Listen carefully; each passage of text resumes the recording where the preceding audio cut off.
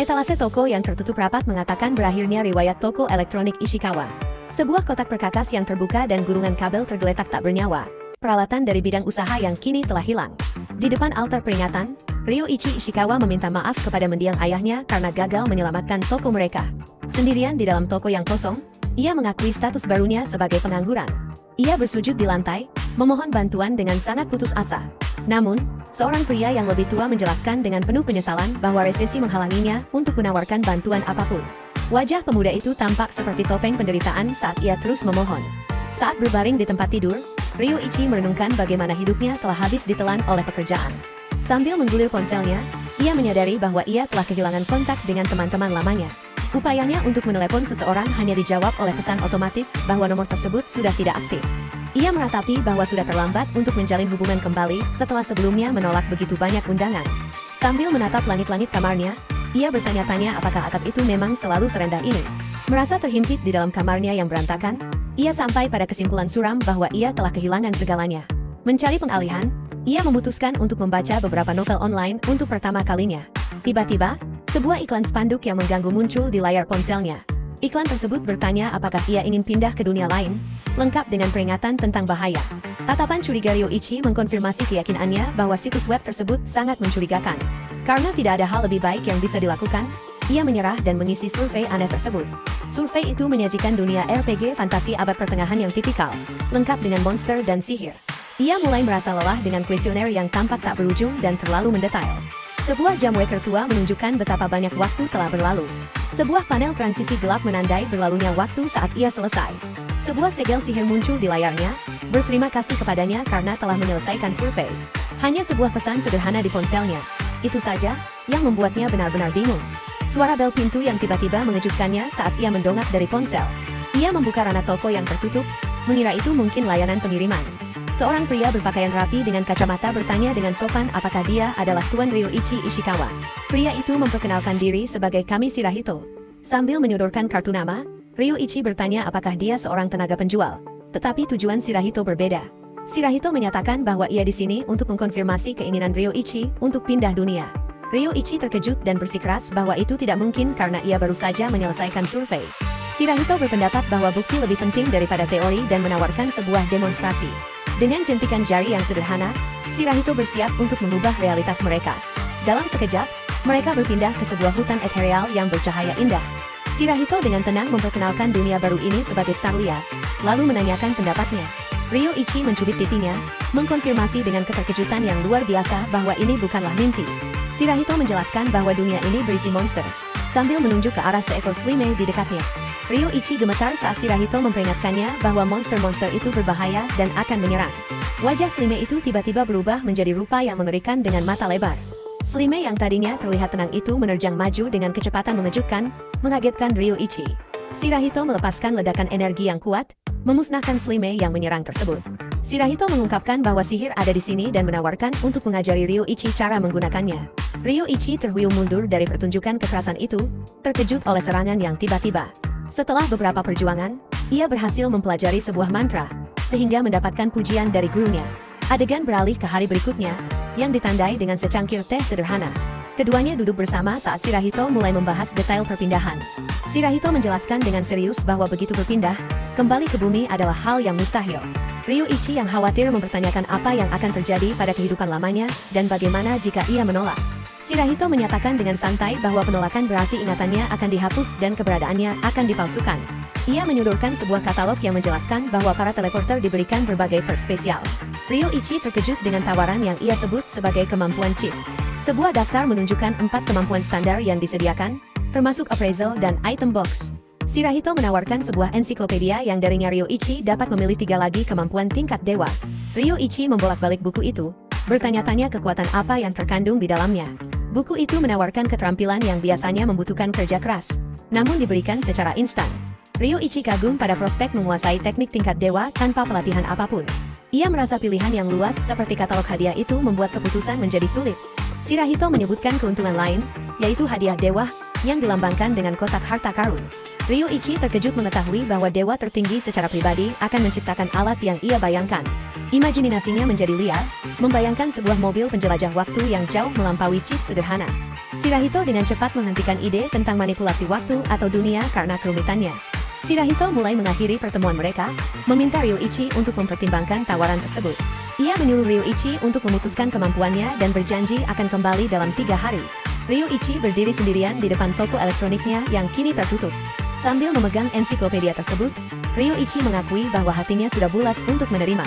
Ia merenungkan bahwa waktunya sangat sempurna. Kesempatan ini datang tepat saat hidupnya terasa kosong. Ia berjalan melewati sebuah pabrik lokal, pemandangan yang akrab dari kehidupannya di Jepang. Pemandangan gerbang kuil tradisional menandai tengara lain dari kampung halamannya.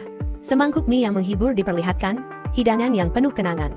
Ryoichi ingat sering makan di restoran ini bersama ayahnya sepulang kerja. Pemilik toko yang sudah tua menyapanya dengan hangat, bertanya mengapa ia terlihat begitu cemas. Ryoichi mengaku bahwa ia merasa telah mencapai titik balik besar dalam hidupnya. Pemilik toko membagikan ceritanya sendiri tentang perubahan karir di usia parubaya untuk memberi semangat. Ia memberikan Ryoichi sepiring gratis gyoza, mengatakan kepadanya bahwa hidup adalah sebuah tantangan. Tersentuh oleh sikap dan nasihat itu, Ryoichi berterima kasih padanya dengan tekad yang baru. Ia berjalan sendirian melalui jalan-jalan kotanya yang tenang dan diterangi lampu jalan. Berdiri di atas bukit, ia memandang kota itu, tahu bahwa ini adalah terakhir kalinya. Ia berjalan menuju rumahnya, sesosok figur kesepian dengan latar langit senja. Sinar matahari yang cemerlang menembus awan, menyinari kota dalam ucapan selamat tinggal terakhir. Adegan kembali ke etalase toko yang tertutup, melambangkan akhir dari kehidupan lamanya. Ryoichi menyerahkan formulir aplikasi yang telah ditandatangani, menyatakan bahwa ia percaya ini adalah takdir. Ia bertanya kepada Shirahito apakah ia akan memiliki misi khusus di dunia baru. Shirahito meyakinkannya bahwa tidak ada batasan. Ia bebas hidup sesuka hatinya. Shirahito meninjau daftar kemampuan dan hadiah dewa yang telah dipilih Ryoichi. Shirahito mencatat kurangnya keterampilan tempur, tetapi Ryoichi yakin dengan rencananya. Ryoichi menjelaskan bahwa ia membuat pilihannya unik karena ia tidak yakin bagaimana cara mempelajari satu keterampilan tertentu. Shirahito memeriksa kemampuan yang dipilih, mengakui bahwa Ryoichi telah memikirkannya dengan matang. Ia menyimpulkan bahwa dengan pengaturan ini, Ryoichi tidak mungkin mati dalam sebagian besar situasi. Begitu tiba di dunia baru, Ryoichi langsung berhadapan dengan sekelompok Lesser Wolf, serigala rendah, yang menakutkan. Statusnya yang rendah muncul dan ia dicekam ketakutan, percaya bahwa ia akan mati. Ia terkejut menemukan bahwa serigala-serigala itu memiliki peringkat yang lebih tinggi dan kemampuan khusus. Saat serigala-serigala itu menyerang, ia secara insting mengangkat lengannya, menyiapkan mantra pertahanan. Kawanan binatang bertanduk itu menerjangnya dengan niat ganas. Salah satu serigala terkejut saat bola cahaya terbentuk di tangan pemuda itu. Serigala-serigala itu mengerubutinya, menguasainya dalam gerakan kabur yang kacau. Rahang seekor serigala mengatup di tenggorokannya, dan ia berteriak kesakitan. Tangannya yang berlumuran darah diperlihatkan saat ia bertanya-tanya apakah ia akan mati tepat setelah baru saja memulai. Ia mengepalkan tinjunya dengan menantang, menolak untuk mati saat sihir berputar di sekitarnya. Sihir perlawanannya meledak, membuat dua serigala yang menyerang terpental ke belakang. Kedua serigala itu terhempas oleh kekuatan dahsyat dari sihirnya yang tak terduga. Berdiri di tengah kekacauan itu, Ryoichi menyadari bahwa ia menguasai kemampuan untuk menggunakan sihir dengan kedua tangan. Uap muncul dari lehernya saat luka parah akibat gigitan serigala mulai sembuh. Ia mengingat kemampuan uniknya, God Quest Regenerative Body, tubuh regeneratif tingkat dewa, yang memungkinkannya pulih dari cedera non-fatal apapun. Tanpa peringatan, pemimpin kawanan serigala menerjang ke arahnya dengan kecepatan yang mengerikan. Ia tahu binatang itu terlalu cepat baginya untuk merapalkan mantra lain tepat waktu. Bertindak berdasarkan insting, ia melancarkan tendangan tinggi yang menghancurkan tengkorak makhluk itu. Ia terengah-engah, mengatur nafas setelah aksi fisik yang intens dan tak terduga tersebut. Tertegun oleh tindakannya sendiri, ia mempertanyakan bagaimana ia bisa mendaratkan tendangan sekuat itu. Ia berteori bahwa mengalahkan serigala lain meningkatkan statistik fisiknya karena kemampuan accelerated growth, pertumbuhan dipercepat. Sambil memeriksa taring dari binatang yang tumbang, ia membandingkannya dengan bahan baku dari novel online. Ia kemudian berkonsultasi dengan peta mendetail, mengidentifikasinya sebagai salah satu dari hadiah dewa lainnya. Kegunaan peta yang luar biasa itu membuatnya kagum, karena dengan jelas menunjukkan lokasi dan tujuannya dalam sekejap. Pemandangan dari atas pada peta mengungkapkan bahwa mereka mendekati pemukiman terdekat, Desa Eas. Di gerbang desa, seorang penjaga yang kaku memegang tombak menuntut untuk melihat kartu identitasnya.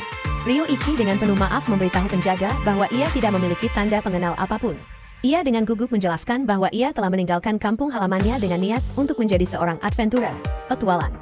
Penjaga itu memberitahunya tentang aturan yang mengharuskan 3 koin perak untuk masuk tanpa identitas. Koin-koinnya yang mengkilap memicu kecurigaan penjaga, yang bertanya apakah koin itu dicuri dari kuil. Sebuah kilas balik mengungkapkan bahwa asetnya dari Jepang dikonversi menjadi 10 juta yen dalam mata uang Starlia. Ia menghitung bahwa biaya masuk 3 koin perak setara dengan sekitar 3.000 yen. Sebuah bagan merinci sistem mata uang yang dikendalikan secara ilahi, di mana pemalsuan akan diganjar dengan hukuman dewa. Penjaga itu dengan enggan menyambutnya di desa Eas, tetapi dengan tegas memperingatkannya agar tidak menimbulkan masalah. Saat ia berjalan melewati desa, pakaiannya yang berlumuran darah dan robek menarik perhatian penduduk kota. Orang-orang di pasar menatapnya dengan campuran rasa ingin tahu dan curiga. Dua wanita berbisik satu sama lain, jelas merasa tidak tenang dengan keadaannya yang berantakan dan berdarah. Merasa risih, ia duduk di atas sebuah tong, memutuskan bahwa prioritas pertamanya adalah mencari penginapan. Matanya tertuju pada sebuah bangunan pedesaan bernama Springvale of the Forest, yang ia tebak pasti sebuah penginapan. Di dalam, seorang wanita muda dengan sapu menyapanya dengan hangat, tetapi terkejut melihat penampilannya. Melihat luka-lukanya yang tampak jelas, wanita itu dengan panik menawarkan untuk memanggil dokter. Tetapi Ryoichi meyakinkannya bahwa ia baik-baik saja. Dengan lega, wanita itu memperkenalkan dirinya sebagai Marisa atau Mari, seorang karyawan di penginapan tersebut. Di meja kasir, Ryoichi menjelaskan ketidakmampuannya untuk menulis dan memintanya untuk menandatangani namanya untuknya. Mari dengan riang memutuskan untuk memanggilnya Ryo-san dan menuliskan namanya dalam aksara lokal. Ryoichi merenungkan kemampuan bahasanya, membandingkannya seperti sedang menonton film dengan teks terjemahan dan seni suara. Di dekat sana, pemilik penginapan memperingatkan Mari untuk waspada terhadap gelandangan. Meskipun Mari tampak tidak peduli, Mari dengan baik hati menawarkan untuk mencuci dan memperbaiki pakaiannya. Tetapi ia menolak tawaran itu dengan sopan. Ia bersiap untuk mengaktifkan kemampuan item box miliknya, memilih satu set pakaian kerja yang bersih. Dengan kilatan cahaya, pakaiannya yang berlumuran darah secara instan digantikan oleh pakaian yang bersih. Pemilik penginapan dan Mari menatap dengan wajah yang menunjukkan keterkejutan dan ketidakpercayaan. Mari berseru kagum, menebak dengan benar bahwa kemampuannya adalah hadiah dari para dewa. Ryoichi dengan malu-malu mengkonfirmasi tebakannya, bertanya apakah kekuatan seperti itu benar-benar selangka itu. Mari bersikeras bahwa bahkan seorang adventurer tingkat tinggi peringkat akan sangat menginginkan kemampuan yang begitu nyaman tersebut. Ia mengendus pakaian baru Ryoichi, mengomentari bahannya yang tidak biasa dan aroma deterjen pembersih yang menyenangkan. Ryoichi mengakui kenyamanan kemampuan tersebut, yang terikat pada kenangan akan kampung halamannya. Sebuah kilas balik menunjukkan seorang pria yang meminta sebuah wadah dari bumi sebagai hadiah dewa untuk Tuan Ishikawa. Seorang asisten mengkonfirmasi bahwa sebuah kontainer pengiriman berukuran 10 kaki tersedia di gudang terdekat. Pria berkacamata itu tersenyum, membentuk ide yang jauh lebih megah untuk hadiah spesial tersebut. Ia menyarankan untuk menggunakan seluruh gudang sebagai penyimpanan dimensi yang dapat diakses melalui item box. Ia juga mengusulkan untuk menyinkronkan hadiah dewa ketiga, multiplication box, kotak pengganda, dengan gudang tersebut. Sebuah penjelasan merinci kemampuan multiplication box untuk mengonversi dan menggandakan barang menggunakan mata uang. Item box miliknya terungkap sebagai sebuah gudang abadi yang diisi dengan peralatan, buku, dan makanan dari bumi. Ryoichi menyadari bahwa kombinasi ini adalah cheat ability terbaik yang bisa ia terima. Ia menyadari bahwa ia harus mencari pekerjaan dan mendapatkan identitas, sambil mencatat harga pakaian barunya. Mari dengan bijaksana menyarankan bahwa untuk mendapatkan identitas, ia perlu mendaftar ke sebuah guild. Ia merekomendasikan Carpenter Guild, serikat tukang kayu, menjelaskan bahwa kartu keanggotaan mereka akan berfungsi sebagai identitas resmi. Adegan berpindah ke interior bengkel serikat tukang kayu yang ramai dan dipenuhi oleh para perajin. Di meja resepsionis, seorang wanita bertanya apakah Ryoichi Ishikawa datang ke sana untuk mengurus dokumen keanggotaannya. Ia menjelaskan bahwa proses tersebut memerlukan biaya 1 koin emas untuk mengikuti ujian masuk. Ryoichi bertanya mengenai tingkat kelulusan ujian ini. Begitu mengetahui bahwa tingkat kelulusannya hanya 40% bahkan bagi magang yang sudah terlatih, Ryoichi yang tidak memiliki pelatihan apapun membulatkan tekad bahwa ia tidak punya pilihan selain tetap mengikuti tes tersebut. Seorang pria besar berjenggot bernama Gyo memperkenalkan diri sebagai pengawas ujian, sambil mengejek lengan Ryoichi yang ramping. Ryoichi dengan gugup menjelaskan bahwa ia tidak memiliki kerabat atau surat rekomendasi untuk ditunjukkan. Seorang pria tua terkekeh, menyatakan bahwa ia dapat dengan mudah menentukan apakah Ryoichi layak bergabung dengan serikat. Ia menyodorkan sebuah kapak besar yang tertancap di batang kayu tebal, menantang pendatang baru itu untuk membelahnya. Ryoichi mendekati tugas tersebut, rasa was-was menyelimutinya saat ia menatap alat tersebut. Matanya membelalak kaget saat ia mencoba mengangkat kapak yang luar biasa itu. Ia mengejan dengan segenap tenaga, berseru bahwa kapak itu mustahil beratnya. Dua penguji, Gyo dan si pria tua, memperhatikan perjuangannya dengan ekspresi datar. Menyadari bahwa ini adalah bagian dari ujian, Ryoichi mengatupkan giginya dengan tekad untuk lulus. Dibutuhkan seluruh kekuatannya hanya untuk mengangkat kapak itu dari tanah. Karena tidak mampu melawan beratnya, ia memutuskan untuk memanfaatkan bobot kapak yang sangat besar itu demi keuntungannya daripada melawannya. Dengan upaya keras, Ia berhasil menahan mata kapak tegak lurus di atas batang kayu.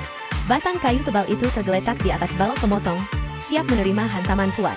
Dengan teriakan penuh tekad, ia mengayunkannya ke bawah, membelah batang kayu itu sepenuhnya menjadi dua dengan kekuatan yang dahsyat. Para penguji terkejut, dan si pria tua mengakui bahwa sebenarnya ini bukan tes yang dimaksudkan, tetapi hasilnya dapat diterima. Gyo mengatakan ujian kedua, membuat lubang persegi pada batang kayu baru menggunakan alat apapun. Ryoichi mendapati bahwa kayu tersebut sangat keras untuk dikerjakan menggunakan palu dan pahat yang disediakan. Ia bertanya tentang batas waktu dan diberitahu bahwa ia memiliki waktu hingga akhir hari. Ia ragu bisa menyelesaikan tugas itu hanya dalam 1 hari menggunakan alat-alat konvensional tersebut. Ia meminta izin untuk menggunakan peralatannya sendiri, yang kemudian dikabulkan oleh para penguji yang penasaran. Ia mengaktifkan kemampuan item box miliknya, dan antarmuka heksagonal muncul di hadapannya. Anggota serikat lainnya terkejut, menyadari bahwa ia memiliki kemampuan penyimpanan yang langka. Dari dalam item box, ia memilih sebuah bor listrik modern dari antara peralatan miliknya. Alat teknologi tinggi itu muncul di tangannya dengan suara putaran mesin yang khas dan asing. Ia mengenakan kacamata pengaman dan mulai menebor batang kayu yang keras itu dengan ahli. Sebuah kenangan hangat tentang ayahnya yang memberikan bor listrik itu muncul di benaknya. Ia menyelesaikan tugas tersebut dalam sekejap, lalu menghembuskan nafas lega yang puas. Para penonton gempar, mengagumi suara yang luar biasa dan alat sihir yang aneh tersebut. Para penguji sama terperangahnya, karena belum pernah menyaksikan ujian dilakukan dengan benda seperti itu. Si pria tua menyatakan bahwa Ryoichi telah lulus, merasa takjub dengan kecepatannya yang luar biasa. Ia menginstruksikan resepsionis bernama Karona untuk segera menerbitkan kartu serikat baru milik Ryoichi. Pelamar lain berbisik-bisik, menyimpulkan bahwa ia pastilah pengguna item sihir. Si pria tua mengaku ia tidak menyangka Ryoichi bisa lulus tanpa menggunakan sihir. Ia mengungkapkan bahwa tes tersebut sebenarnya dimaksudkan untuk dilalui menggunakan sihir penguatan fisik dan alat. Ryoichi merasa sedikit bersalah, menyadari bahwa ia lulus menggunakan metode yang sama sekali berbeda dari yang dimaksudkan. Si pria tua menjelaskan bahwa kapak tadi adalah sebuah hadiah dewa yang diberkati oleh Joss, dewa kayu. Ryoichi terkejut mendengar istilah hadiah dewa lagi, mengingat kembali proses perpindahannya sendiri. Sambil mengerlingkan mata, si pria tua memberi kesan bahwa seorang dewa pastilah telah menyukainya. Ia memperkenalkan diri secara resmi sebagai Omokus, sang guildmaster, ketua serikat, dan menyerahkan kartu serikat tersebut. Selama upacara pelantikan, Guildmaster Omokus secara resmi mengakui Ryoichi sebagai rekan baru. Namun, Gyo keberatan, menyatakan, ini adalah presiden buruk menerima anggota yang tidak terlatih ke dalam serikat. Pria besar bertubuh kuat dengan janggut tebal bernama Gyo itu menatap dengan ekspresi tegas dan berwibawa. Sambil memegang bahu Ryoichi, Gyo menyatakan bahwa ia sendiri yang akan melatih pendatang baru itu di bengkel miliknya. Kelompok itu memutuskan untuk merayakan kelulusan pendatang baru dengan pesta sambutan di kedai lokal. Di meja yang penuh dengan makanan, Gyo menenggak bir dalam jumlah besar, memuji Ryoichi karena kuat minum. Para anggota serikat membenturkan cangkir besar berbentuk tong mereka dalam sorakan perayaan yang meriah dengan wajah yang memerah karena alkohol. Gyo menantang Ryoichi, menuntut untuk melihat kekuatan yang diakui oleh Dewa Joss. Mereka terlibat dalam pertandingan panco yang sengit. Meja kayu itu retak di bawah tekanan saat para penonton menyaksikannya. Kemudian, Ryoichi merenungkan bahwa sudah lama sekali ia tidak merasa begitu diakui dan dipuji oleh orang lain. Menatap visi bumi dari luar angkasa, ia memantapkan pilihannya untuk mati di sana dan hidup di dunia baru. Sambil berdiri di jalanan yang diterangi cahaya bulan, ia memperkuat tekadnya untuk menjalani kehidupan barunya dengan maksimal. Di sebuah aula yang dikelilingi pilar-pilar dewa, dewa tertinggi mengamati bahwa Starlia adalah tempat di mana kematian selalu hadir. Seorang Valkyrie bersayap yang cantik memalingkan wajah, bertanya kepada dewa tertinggi apakah Ryoichi akan mampu bertahan hidup. Dewa tertinggi menjawab bahwa hasilnya tergantung pada pemuda itu sendiri, dan sang Valkyrie mengaku bahwa ia menantikannya. Di tempat lain, seorang gadis muda dengan rambut dikepang memohon dengan sangat putus asa. Ia khawatir sesuatu yang mengerikan akan terjadi pada saudara perempuannya. Dua orang penambang dengan ekspresi menyesal mengangkat tangan, memberitahu gadis itu bahwa permintaannya mustahil. Ia berlutut di tanah, memohon untuk menemani mereka ke tambang dan berjanji akan melakukan semua pekerjaan berat. Sendirian di malam hari di dekat struktur pertambangan besar, ia menangis terseduh-seduh kepada Tuhan, meminta seseorang untuk menolongnya. Adegan beralih ke hutan lebat di mana suara aktivitas yang intens terdengar. Ryoichi bergerak dengan kecepatan luar biasa, menghindari dahan pohon yang jatuh dengan tipis selama latihannya. Dari jarak dekat, Gyo memperhatikan dengan ekspresi penuh pertimbangan saat Ryoichi memotong kayu dengan terampil. Gyo mengingat kemajuan pesat Ryoichi dan memutuskan untuk menunjukkan sesuatu yang menarik kepada anak buahnya. Dengan ayunan kapak yang melengkung kuat, ia bersiap untuk menebang pohon raksasa. Ia memperingatkan Ryoichi dan pria lainnya untuk waspada karena ia akan merobohkannya. Tanah di dasar pohon mulai retak dan gemetar dengan kekuatan yang dahsyat. Sebuah gundukan tanah besar muncul dari tanah, menciptakan bantalan empuk untuk pohon yang jatuh tersebut. Ryuichi dan rekan temannya menatap dengan mata terbelalak keheranan pada pertunjukan kekuatan yang luar biasa itu. Gyo menjelaskan bahwa ini adalah sihir tanah, sebuah teknik yang digunakan untuk meredam benturan dan merebahkan pohon dengan aman. Ryuichi dengan antusias bertanya bagaimana cara melakukan sihir tersebut. Tetapi Gyo tampak tidak yakin tentang bagaimana ia mempelajarinya. Sambil mengisap pipanya, Gyo mengaku bahwa mengajar sihir bukanlah keahliannya. Tidak seperti menggunakan kapak atau menebang kayu.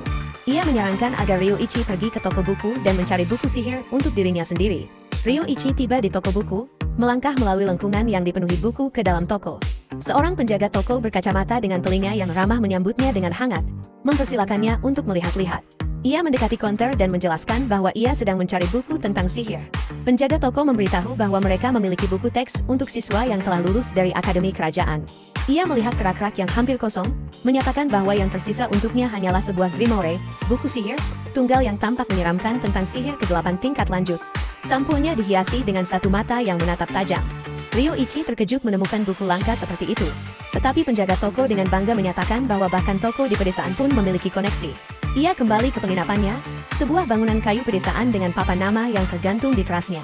Seorang wanita muda dengan rambut kepang menyapanya dengan hangat, menyambutnya kembali dari pekerjaan menebang kayu.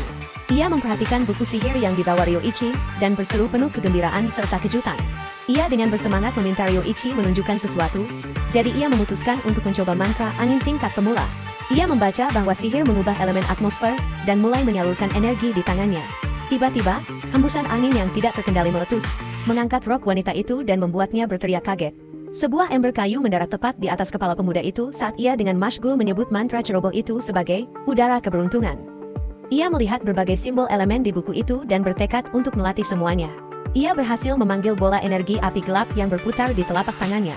Saat istirahat, seorang rekan serikat menyarankannya untuk menghemat energi sihirnya untuk menebang pohon. Ryuichi menjelaskan alasannya, menggunakan sihir juga meningkatkan kemampuan fisiknya, sama seperti melawan monster. Ia mengungkapkan keinginannya yang kuat untuk terbiasa dengan dunia ini dan desa ini sesegera mungkin. Dengan tekad yang baru, ia berlari kembali ke hutan lebat untuk melanjutkan latihannya. Ia berlari menembus hutan dengan kecepatan yang luar biasa. Tubuhnya tampak seperti bayangan yang melesat di antara pepohonan. Kemampuan bawaannya, 10-fold growth rate, tingkat pertumbuhan 10 kali lipat, membuktikan nilainya dalam hal kelincahan, penguasaan sihir, dan teknik penebangan kayu. Ia menghadapi ancaman yang datang dengan kuda-kuda yang kuat dan luwes, tangannya bergerak dengan energi. 3 binatang buas mirip serigala dengan tanduk dan surai berduri menerjang ke arahnya melalui medan berbatu. Dengan satu serangan telak, ia menghabisi salah satu binatang yang menyerang dalam kilatan kekuatan. Ia melompat dengan anggun dari tebing tinggi, gerakannya sangat ringan dan lincah. Dari jauh, Gyo tertawa terbahak-bahak, memuji kerja bagus Ryuichi dan tingkat peningkatannya yang tidak normal. Ia mengakui bahwa Ryuichi benar-benar telah mendapatkan pengakuan yang sangat ia inginkan. Gyo menyajikan tantangan baru bagi Ryuichi. Pergi ke Shrine of the Giant Soldiers, kuil prajurit raksasa, sebuah ritual kedewasaan bagi pria. Ryuichi tiba di lokasi tersebut, menatap struktur kuno yang ditumbuhi tanaman di depannya. Dengan rasa kagum, ia berjalan menyusuri jalan batu menuju pintu masuk kuil yang gelap, yang diapit oleh 2 patung lapis baja kolosal. Ia melanjutkan menyusuri koridor batu panjang yang tertutup tanaman merambat, dengan sinar matahari yang menyaring melalui langit-langit yang runtuh. Ekspresinya menunjukkan rasa ingin tahu dan kewaspadaan saat ia dengan hati-hati menjelajahi reruntuhan kuno yang misterius itu. Ia mencapai pusat kuil di mana lebih banyak patung berdiri berjaga di sekitar monumen pusat. Ia mendorong pintu batu yang berat dengan susah payah, menyingkap ruang utama. Ia memeriksa sebuah prasasti batu hitam besar yang tertutup rune bercahaya yang tidak dikenalnya. Sambil berlutut di samping salah satu patung, ia berspekulasi bahwa kuil tersebut mungkin merupakan lokasi pengujian Control Magic Armor, Zira Sihir. Ia menganggap patung-patung itu sudah terlalu tua dan bobrok untuk bergerak, berasumsi bahwa area tersebut telah digeledah secara menyeluruh. Tiba-tiba ia mendengar suara aneh yang samar, dan telinganya berkedut saat mencoba mengidentifikasinya. Dengan bingung, ia berdiri di depan prasasti rune tersebut dan bertanya-tanya tentang sumber suara misterius itu. Ia tersentak menyadari bahwa suara itu berasal dari tepat di bawah papan lantai. Ia mencongkel panel lantai batu yang longgar dengan suara derit, menyingkap kompartemen tersembunyi yang gelap di bawahnya. Di dalamnya, ia menemukan sirkuit kompleks dengan kabel-kabel terputus yang memercikan listrik laten. Ia bertanya-tanya apakah ia bisa memperbaiki sirkuit yang rusak itu menggunakan pengetahuan dari dunia sebelumnya. Ia menyiapkan topeng las dan alat listrik modern yang tampak berasal dari inventarisnya untuk tugas tersebut. Sambil mengenakan topeng pelindung, ia mulai mengelas sambungan yang terputus dengan hati-hati di tengah hujan percikan api. Dengan sentuhan halus dan kilatan cahaya terakhir, ia berhasil menyambungkan kembali kabel terakhir. Gambar vertikal menunjukkan keberhasilan penyambungan bundel kabel yang kompleks tersebut. Pada panel dinding di dekatnya, simbol segitiga besar dengan mata di tengahnya mulai bercahaya dengan energi. Sebuah pintu batu berat yang dihiasi dengan simbol yang sama bergeser terbuka dengan suara gerindaku, menyingkap kegelapan. Ia memutuskan untuk menyelidiki tangga yang baru terbuka itu, menyatakan niatnya untuk memeriksanya. Ia menuruni anak tangga batu yang gelap dan lapuk dengan hati-hati menuju lorong gelap gulita di bawahnya. Suara gesekan yang berat bergema dari kegelapan di depan, mengejutkannya dan membuatnya berhenti sejenak. Ia mengintip ke dalam kegelapan yang menindas itu. Tidak mampu memastikan apa yang membuat suara yang tidak menyenangkan tersebut, ia memanggil bola sihir api yang berputar di telapak tangannya untuk menerangi lorong. Matanya membelalak kaget dan tidak percaya pada pemandangan mengerikan yang tiba-tiba terungkap oleh cahaya itu. Cahaya api menyinari kaki dan telapak kaki lapis baja besar milik seorang raksasa yang berdiri tepat di depannya. Sosok menjulang penuh dari sebuah golem yang telah aktif membayangi dirinya. Matanya bersinar saat memegang pedang raksasa. Giant Soldier, prajurit raksasa, itu tersentak bergerak dengan erangan yang memekakkan telinga, mengangkat pedang kolosalnya untuk menyerang. Ryoichi berteriak dalam ketakutan saat senjata kolosal itu mulai menebas turun dengan cepat. Ia melompat secara akrobatik di udara tepat saat tinju golem menghantam tanah tempat ia berdiri sebelumnya. Ia mendarat dalam posisi berjongkok, matanya membelalak waspada saat menyadari bahwa patung itu telah memotong satu-satunya jalan keluarnya. Terjebak dan tidak punya pilihan lain, ia bertekad untuk membalas dengan rentetan tembakan cepat sihir api. Ryoichi Ishikawa melepaskan ledakan api gegar yang masif, hingga menelan golem itu dalam ledakan yang sangat terang. Golem itu mengambil langkah maju yang berat dan terencana, kaki raksasanya meretakan lantai batu dengan dentuman yang mengintimidasi. Saat asap dan api mulai menipis, sosok golem itu pun terungkap. Ia terselimuti api namun sama sekali tidak terluka. Ryoichi menatap dengan ketidakpercayaan yang luar biasa, tangannya masih bercahaya, sambil berseru bahwa golem itu sama sekali tidak cedera. Golem itu membalas, lengan raksasanya berayun dengan kecepatan luar biasa ke arah pemuda yang rentan itu. Ryoichi terkena hantaman telak dari pukulan kuat sang golem. Dampak serangannya membuat ia terpental ke belakang. Saat terlempar di udara, ia mengakui kekuatan makhluk itu yang luar biasa dan situasinya yang sangat gentar. Golem lapis baja itu menghantam tanah, membuat cairan gelap terpercik kemana-mana, sementara Ryoichi melompat di udara. Dengan penuh tantangan, Ryoichi berteriak bahwa ia belum selesai. Ia menghantamkan senjata kecil ke lengan golem dengan denting keras. Serangan lain mengenai kaki sang golem, namun tidak memberikan efek apapun. Dengan seringai menahan sakit, Ryoichi menyadari bahwa serangan fisik pun terbukti tidak berguna. Lengan golem berayun kembali, menyerang dengan kekuatan dahsyat di tengah semprotan cairan hitam. Makhluk itu berlutut, menancapkan pedang raksasanya ke tanah saat asap gelap membubung tinggi. Dari kegelapan, sebuah suara berkata dengan dingin bahwa Ryoichi sebenarnya sudah mati 2 kali. Ternyata, beberapa salinan Ryoichi berdiri bersama, menandakan kemampuan God Class Clone Jutsu miliknya yang kuat. Sebuah kotak teks menjelaskan bahwa teknik ini menciptakan duplikat yang patuh. Ryoichi berdiskusi dengan klonnya tentang bagaimana kemampuan mereka berkurang setiap kali mereka muncul kembali. Layar status merinci statistik dan kemampuan salah satu klonnya. Melalui kemampuan appraisal, terungkap statistik golem level 38 yang sangat besar dalam hal magic nullification, peniadaan sihir. Sambil mencengkeram grimoire gelap, ia bertekad untuk mencoba sihir kegelapan tingkat lanjut di dalamnya. Ia memerintahkan para klon untuk mengulur waktu sementara ia menyiapkan mantra. Golem itu menjulang saat Ryoichi mengakui risiko besar dalam menggunakan sihir ini. Dikelilingi oleh tengkorak spektral, ia memanggil kekuatan gelap untuk menghancurkan musuhnya. Matanya membelalak saat ia melepaskan mantra terlarang, Abyss Darkness. Aliran energi gelap dan jiwa-jiwa yang tersiksa meletus dari tangannya. Ia berdiri di pusat pusaran gelap menghadapi kehancuran sang golem. Wajah batu golem itu retak di bawah tekanan besar sihir kegelapan tersebut. Bentuk lapis bajanya hancur dan terurai di bawah kekuatan mantra yang luar biasa.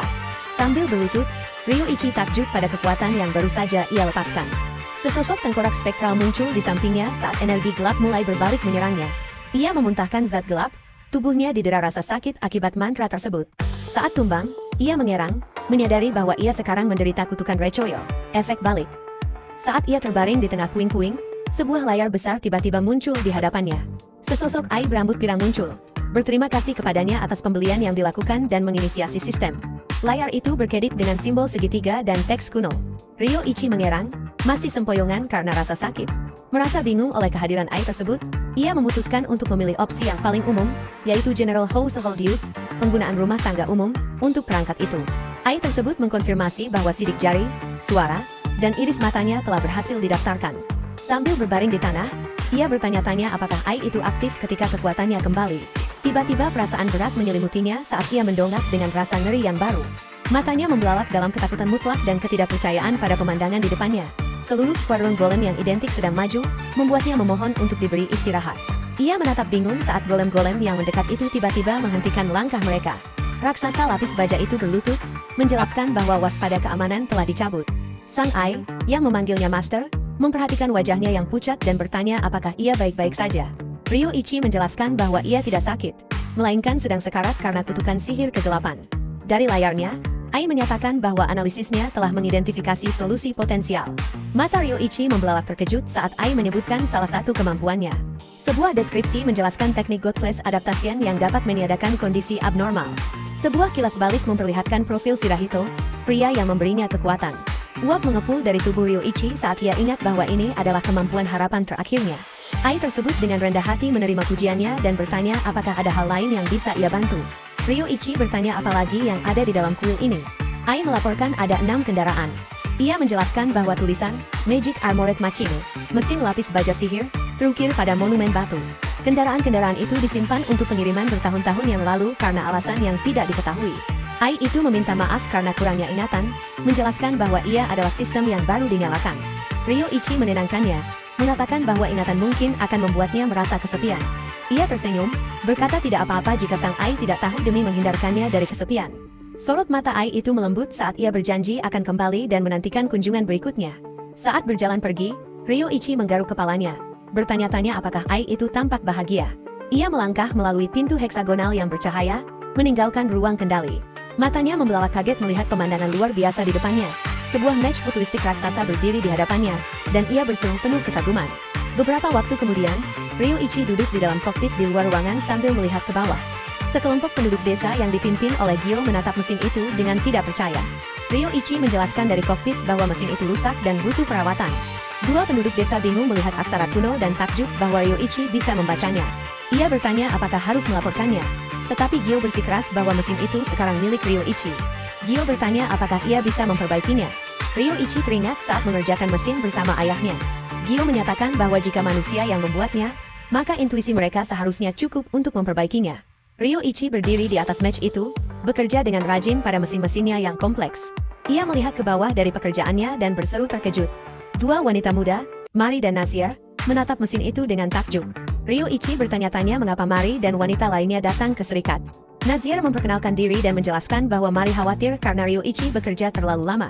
Gyo tertawa terbahak-bahak, mengkonfirmasi bahwa Ryoichi memang sibuk bermain dengan mainan barunya.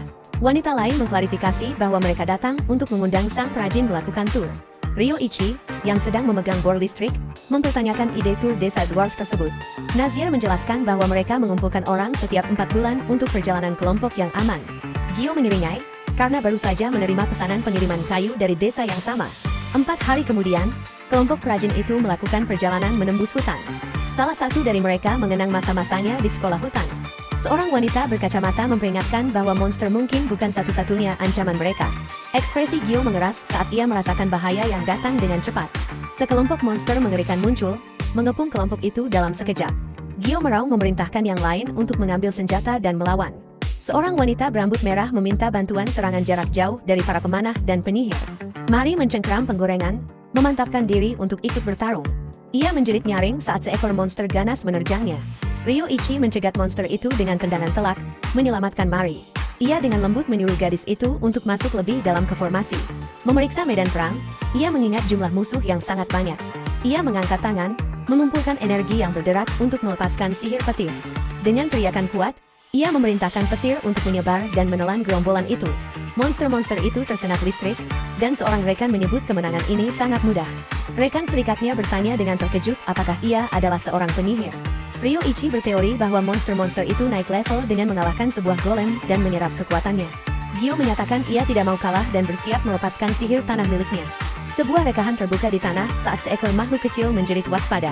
Malam itu, kelompok tersebut memuji kegunaan item box milik Ryoichi di sekitar api unggun. Api unggun berderak, memberikan cahaya hangat pada para petualang yang sedang bersantai.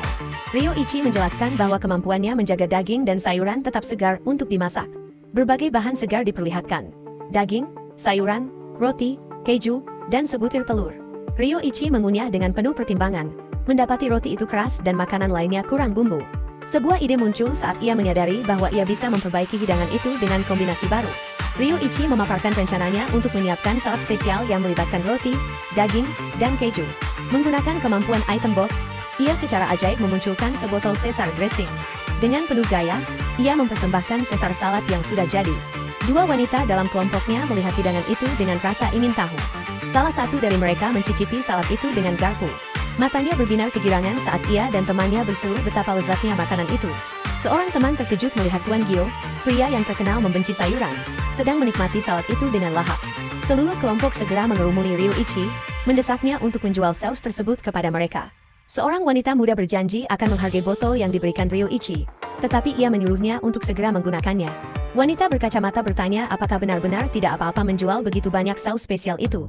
Dengan senyum lihai, ia mengingat dalam hati bahwa produk baru ini berbau peluang bisnis yang menguntungkan. Malam harinya, kelompok itu beristirahat dengan tenang di perkemahan mereka di bawah langit berawan yang gelap. Perjalanan mereka akhirnya membawa mereka ke dinding batu Duos, desa dwarf, yang kokoh. Ryoichi mengamati jalan batu yang terawat baik, yang mengarah ke ibu kota publik, Claver. Seorang wanita ceria dengan tangan terentang menyambut mereka di penginapan Mountain Spring. Setelah menetap, Gyo mengatakan bahwa perhentian mereka berikutnya adalah cabang dwarf dari Serikat Tukang Kayu. Di dalam, Gyo menyerahkan estimasi penebangan kayu dari ketua serikat kepada seorang pejabat serikat. Pejabat tersebut, sambil mempelajari dokumen, mengajukan permintaan sungguh-sungguh agar mereka menebang lebih banyak pohon tahun ini. Gyo senang dengan berita tentang tambahan pekerjaan tersebut dan setuju untuk memberitahu seseorang bernama Kokis. Pejabat itu menjelaskan bahwa Magic Urbane baru telah membuat serikat pandai besi dan pengerjaan batu menjadi sangat sibuk. Ia menyuruh mereka mengambil pesanan mereka, dan tumpukan besar kayu bakar serta furnitur muncul seketika. Gyo tertawa terbahak-bahak, terkesan dengan pengiriman cepat yang dimungkinkan oleh item box. Dengan waktu luang sebelum pesta, para pejabat menyarankan agar mereka pergi jalan-jalan. Kelompok itu berpencar, beberapa di antaranya berencana untuk kencan. Sementara itu, Ryoichi memutuskan untuk berjalan-jalan sendirian. Ia mengeluarkan universal map miliknya yang bercahaya, merasa bahwa setiap orang kini sedang sibuk dengan urusan masing-masing. Rencananya adalah menjual material di Serikat Petualang dan mengunjungi toko-toko lokal di desa besar tersebut. Tak lama kemudian, ia tiba di depan fasad batu yang mengesankan dari gedung Serikat Petualang. Seorang pejabat serikat berkumis memeriksa tumpukan bagian tubuh monster, mengingat bahwa butuh waktu untuk membongkarnya. Ia terpana saat mengidentifikasi bahwa material tersebut milik Phantom Golem yang langka dari penjara bawah tanah tingkat tinggi. Pejabat itu dengan antusias merekomendasikan Ryoichi untuk bergabung dengan Serikat Petualang.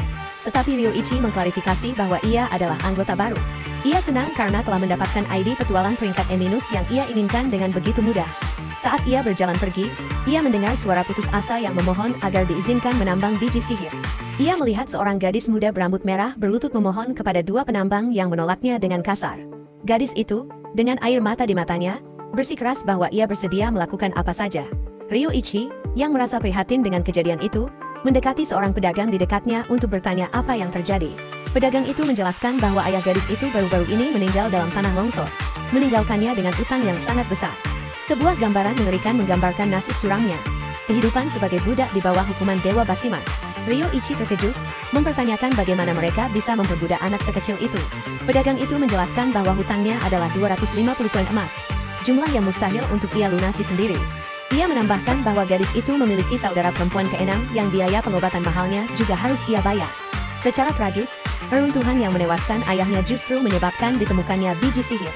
Pedagang itu berspekulasi bahwa itulah sebabnya gadis itu sangat terobsesi dengan biji tersebut, mencoba menebus dosa ayahnya. Ia menjelaskan bahwa gadis itu bahkan mengikuti tes serikat pengerjaan batu, tetapi ditolak karena kurang tenaga. Ryoichi mendengarkan seluruh cerita tragis itu, ekspresinya menjadi muram dan penuh pemikiran. Ia melihat gadis itu jatuh ke tanah dalam keputusasaan yang mendalam, benar-benar kalah. Pemandangan itu memicu kenangan menyakitkan tentang keputusasaannya sendiri setelah kehilangan ayahnya. Ia ingat bagaimana saat itu tidak ada seorang pun yang menawarkan bantuan atau dukungan kepadanya. Melihat penderitaan masa lalunya terpermin pada gadis itu, ia berbalik dan berjalan pergi dengan tujuan baru. Wajahnya menampakkan tatapan tekad yang kuat. Setelah membuat keputusan, ia tiba di depan pintu lengkung besar gedung Serikat Pengerjaan Batu. Adegan memperlihatkan operasi penambangan luas yang dibangun di sisi tebing, tampak hiruk-pikuk dengan aktivitas. Saat matahari mulai terbenam, Mare berdiri sendirian di dekat pagar, merasa tidak berdaya akan situasinya. Dengan air mata di mata, ia membisikkan permintaan maaf yang tulus kepada mendiang ayahnya. Sebuah suara memanggil dan ia berbalik melihat Ryoichi Ishikawa mendekat dari belakang. Ryoichi mengangkat sebuah kartu kecil, menjelaskan bahwa butuh waktu lama untuk mendapatkannya dan menyarankan agar mereka pergi bersama. Dengan kerlingan mata, ia merenung bahwa karena dunia ini telah menyelamatkannya, sekarang giliran dia yang bertindak. Mara menatap dengan tidak percaya, mengenali kartu itu sebagai izin resmi Serikat Pengerjaan Batu. Bersama-sama, mereka tiba di pintu masuk tambang 6, di mana seorang penjaga menuntut untuk melihat kartu serikat mereka. Seorang mandor menyapa Ryoichi, bertanya apakah ini pertama kalinya dan siapa pendampingnya. Gadis itu, Mara, membungkuk kecil dengan sopan sementara Ryoichi menatap dengan tenang. Penambang lain terkejut, mempertanyakan siapa yang sebenarnya tega membiarkan Mara menemani mereka masuk ke dalam tambang. Mara merasakan gelombang rasa syukur, bertanya-tanya apa yang akan terjadi padanya tanpa bantuan Ryoichi. Sang mandor menatap mereka dengan ekspresi muram, simpatik, dan sedikit lelah. Ia menyampaikan belasungkawa tulus atas kematian ayah Mara dan situasi keluarganya yang memilukan. Ia memperingatkan gadis itu bahwa tambang adalah tempat yang berbahaya dan bukan tempat yang baik untuk mencoba melunasi utang. Mereka memasuki tambang yang gelap dan mencekam, balok kayu penyangganya berderit secara mengerikan. Di dalam, gua itu dipenuhi oleh para penambang berwajah kasar yang saling berdebat dan dorong. Dua penambang berdiri sangat dekat, di ambang perkelahian penuh demi memperebutkan tempat dalam antrean. Mandor itu mendesah Mashgul, memberitahu mereka bahwa keadaan sudah kacau seperti ini sejak lama. Pandangan yang lebih luas menunjukkan konflik konstan para penambang yang dipicu oleh mimpi untuk menjadi kaya raya. Mandor itu menyerahkan sebuah peta sederhana kepada Ryoichi sambil menjelaskan di mana Magic Ore, biji sihir, ditemukan. Mara duduk dengan lesu, meratapi bahwa kekacauan di dalam sama buruknya dengan di pintu masuk. Ryoichi menyadari bahwa dengan kecepatan seperti ini, biji apapun yang berhasil mereka temukan harus diperebutkan melalui perkelahian. Ia menyarankan agar mereka menyilangkan peta miliknya dengan peta spesial milik Mara yang serbaguna untuk menemukan lokasi yang lebih baik. Ia bertanya dengan rasa ingin tahu yang tulus apa itu, peta serbaguna, saat Mara menunjukkannya. Mara terkejut melihat garis-garis bercahaya pada peta itu mulai bergerak dan menggambar ulang dirinya sendiri di depan matanya. Ryoichi kagum dengan akurasinya, yang jauh lebih unggul daripada peta sederhana yang diberikan kepadanya. Sebuah kesadaran yang cemerlang muncul pada Mara saat ia mempelajari bagian dinamis tersebut. Sebuah kilas balik menunjukkan Mara yang lebih muda berlutut di tanah dan menggambar di debu dengan sebatang kayu. Ia berpikir dalam hati betapa segalanya akan lebih mudah dengan peta seperti milik Ryoichi Ishikawa. Ia mengangkat dokumen penelitian mendiang ayahnya tentang sifat-sifat Magic Ore. Menggunakan pengetahuan ini, ia menganalisis ciri-ciri khusus aura dalam lapisan geologi. Peta sihir itu menyelesaikan perhitungan kompleksnya, bersinar dengan hasil akhir yang pasti. Mara dengan penuh semangat menunjuk ke sebuah lokasi, mengatakan bahwa ia telah memprediksi adanya urat biji masif di dalam tambang tersebut. Ryoichi terkesan dengan penemuannya. Ia memuji Mara karena sangat cerdas, yang membuat gadis itu terkejut. Merasa gugup karena pujian tersebut, Mara bersikeras bahwa mustahil untuk benar-benar mencapai titik itu. Ia menjelaskan bahwa mereka perlu menggali rute baru yang sama sekali belum terpetakan untuk sampai ke sana. Ryoichi mengakui tantangan itu karena hanya ada mereka berdua dan mereka tidak punya peralatan. Kata peralatan menggantung di udara sesaat, menarik perhatian Mara. Ryoichi bertanya apakah ia membutuhkan alat seperti beliung. Sebuah ide baru mulai terbentuk di benaknya. Ia secara dramatis memanggil sebuah beliung dari layar pemilihan item box sihirnya, lalu menyerahkannya kepada Mara. Dengan senyum percaya diri, ia menjelaskan bahwa ia memiliki semua peralatan yang mungkin mereka butuhkan. Namun, Mara menatap alat sederhana itu dengan skeptis, menganggapnya tidak bisa diandalkan untuk tugas tersebut. Ryoichi mendapat ide baru dan menyuruhnya pindah ke lokasi yang lebih aman untuk rencana selanjutnya. Ia menginstruksikan Mara untuk menjauh darinya saat ia bersiap memanggil sesuatu yang jauh lebih besar. Antarmuka item box miliknya menunjukkan berbagai alat sebelum ia memilih sebuah kendaraan lapis baja besar. Dengan raungan yang dahsyat dan awan debu, sebuah mesin masif muncul di dalam gua. Sebuah kendaraan lapis baja bipedal dengan tapak tank berat kini berdiri di depan mereka, membuat mereka berdua tampak kecil. Mara menatap mesin kolosal itu dalam keterkejutan dan ketidakpercayaan mutlak, bertanya benda apa ini. Ryoichi sudah memanjat ke dalam kokpit, menjelaskan bahwa itu adalah Magic Armored Vehicle, kendaraan lapis baja sihir, dari beberapa reruntuhan. Sambil duduk di kokpit, Ishikawa mengungkapkan ketidakpastiannya tentang fungsi mesin masif tersebut. Dengan dengungan rendah, konsol dan kokpit kendaraan mulai berkedip hidup. Ia menoleh dengan senyum percaya diri, menyuruh rekannya untuk berpegangan erat. Berdiri di luar, Mara yang gugup bertanya apakah ia benar-benar berniat mempiloti benda ini. Setelah menariknya ke dalam kokpit, Ryoichi menyatakan bahwa sudah waktunya untuk mulai menggali. Magic Armored Vehicle itu melonjak maju dengan raungan mesin yang kuat. Mara berteriak dalam campuran rasa ngeri dan gembira, berpegangan pada bahu pemuda itu. Dengan kekuatan yang sangat besar, Lengan mesin itu menghantam dinding batu yang kokoh. Mesin itu tanpa henti mengukir jalan baru, membuat puing-puing dan debu berterbangan di belakangnya. Mare, yang terguncang oleh getaran hebat, bertanya-tanya apa yang sebenarnya sedang terjadi. Kendaraan itu melanjutkan penggaliannya yang kuat, mengebor jauh ke dalam bumi. Ishikawa kagum pada kemampuannya untuk memperkuat dinding terowongan saat ia menggali. Sambil bersandar padanya, Mare yang kelelahan mengaku merasa lelah meskipun tidak melakukan apa-apa. Ia terlelap sejenak, rasa lelah sepanjang hari mulai terasa. Dengan mata terpejam, ia meminta maaf karena kebiasaan atas rasa lelahnya. Ishikawa dengan lembut menyarankan agar ia beristirahat, mengingat tekanan konstan yang dialami gadis itu. Tersentak bangun, Mare bersikeras bahwa ia harus tetap bersamanya karena keadaannya. Ryoichi menunjukkan bahwa perjalanan mereka akan memakan waktu 1 jam, lalu mengusulkan agar mereka makan sementara itu. Dari item box miliknya, ia mengeluarkan sekotak donat dan makanan lainnya. Mare segera terpikat oleh aroma manis dan menyenangkan yang tercium dari kotak itu. Ryoichi menjelaskan bahwa kudapan itu disebut donat, dan Mare berpikir tampilannya tampak sangat lezat. Ia menelan ludah dengan susah payah, mencoba menyembunyikan keinginannya yang kuat akan makanan manis tersebut. Mare bersikeras bahwa ia tidak lapar dan baik-baik saja. Namun saat berpaling dari kotak, perutnya keroncongan keras, mengkhianati rasa laparnya dan membuatnya tersipu malu. Ryoichi bertanya dengan ramah apakah ia lebih suka sesuatu yang lain, tetapi Mare terbata-bata menolaknya. Ekspresinya berubah sedih saat ia menjelaskan bahwa ia tidak bisa membiarkan dirinya bersenang-senang. Ia teringat perjuangan ayahnya dan penyakit saudara perempuannya yang melemahkan, Moa. Rasa bersalahnya karena berada jauh dari keluarganya yang menderita sangatlah besar. Ishikawa menyadari dengan empati bahwa gadis itu terjebak dalam siklus menyalahkan diri sendiri. Tiba-tiba sebuah getaran hebat mengguncang kendaraan, membuatnya berhenti mendadak. Mesin berhenti bergerak sama sekali dan Mare yang cemas bertanya apa yang salah. Di dalam kokpit yang kini sunyi, keduanya dikejutkan oleh hilangnya tenaga secara tiba-tiba. Ishikawa mencoba kontrol lagi, tetapi benar-benar tidak responsif. Sebuah alat ukur di konsol berkedip, jarumnya menunjuk tepat ke arah kosong. Ia menatap tidak percaya, menyadari dengan kaget bahwa itu adalah meteran bahan bakar. Kenyataan pahit pun meresap, mereka benar-benar kehabisan bahan bakar. Terdampar jauh di bawah tanah, situasi tiba-tiba tampak tanpa harapan. Mare segera diliputi rasa bersalah, menyalahkan dirinya sendiri atas kemalangan mereka. Ia menundukkan kepala dalam keputusasaan, percaya bahwa ia membawa nasib buruk bagi semua orang. Dengan air mata di matanya, ia menyebut keluarganya dan sekarang Ishikawa sebagai korbannya. Ryoichi menoleh padanya dengan ekspresi serius, bertanya mengapa ia begitu menyalahkan diri sendiri. Sebuah memori muncul tentang keputusasaan masa lalunya sendiri setelah kehilangan ayah dan tokonya. Ia ingat bagaimana menyalahkan diri sendiri tidak mengubah situasinya. Di masa gelap itu, ia ingat ada satu tangan peluang yang terulur padanya. Kenangan itu memantapkan tekadnya. Sekali kau meraih tali penyelamat, jangan pernah lepaskan.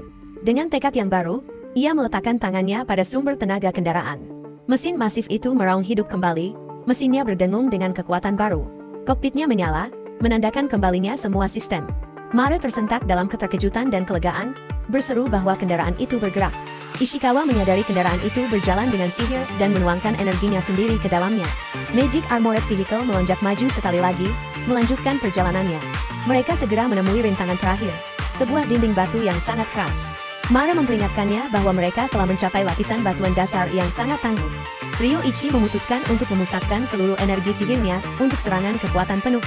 Dentuman yang memekakkan telinga bergema saat mereka menembus penghalang terakhir. Mereka muncul di sebuah gua yang menakjubkan yang dipenuhi dengan magic ore yang berkilauan. Dengan tujuan yang akhirnya tercapai, Ishikawa mengatakan bahwa sudah waktunya untuk mulai menambang.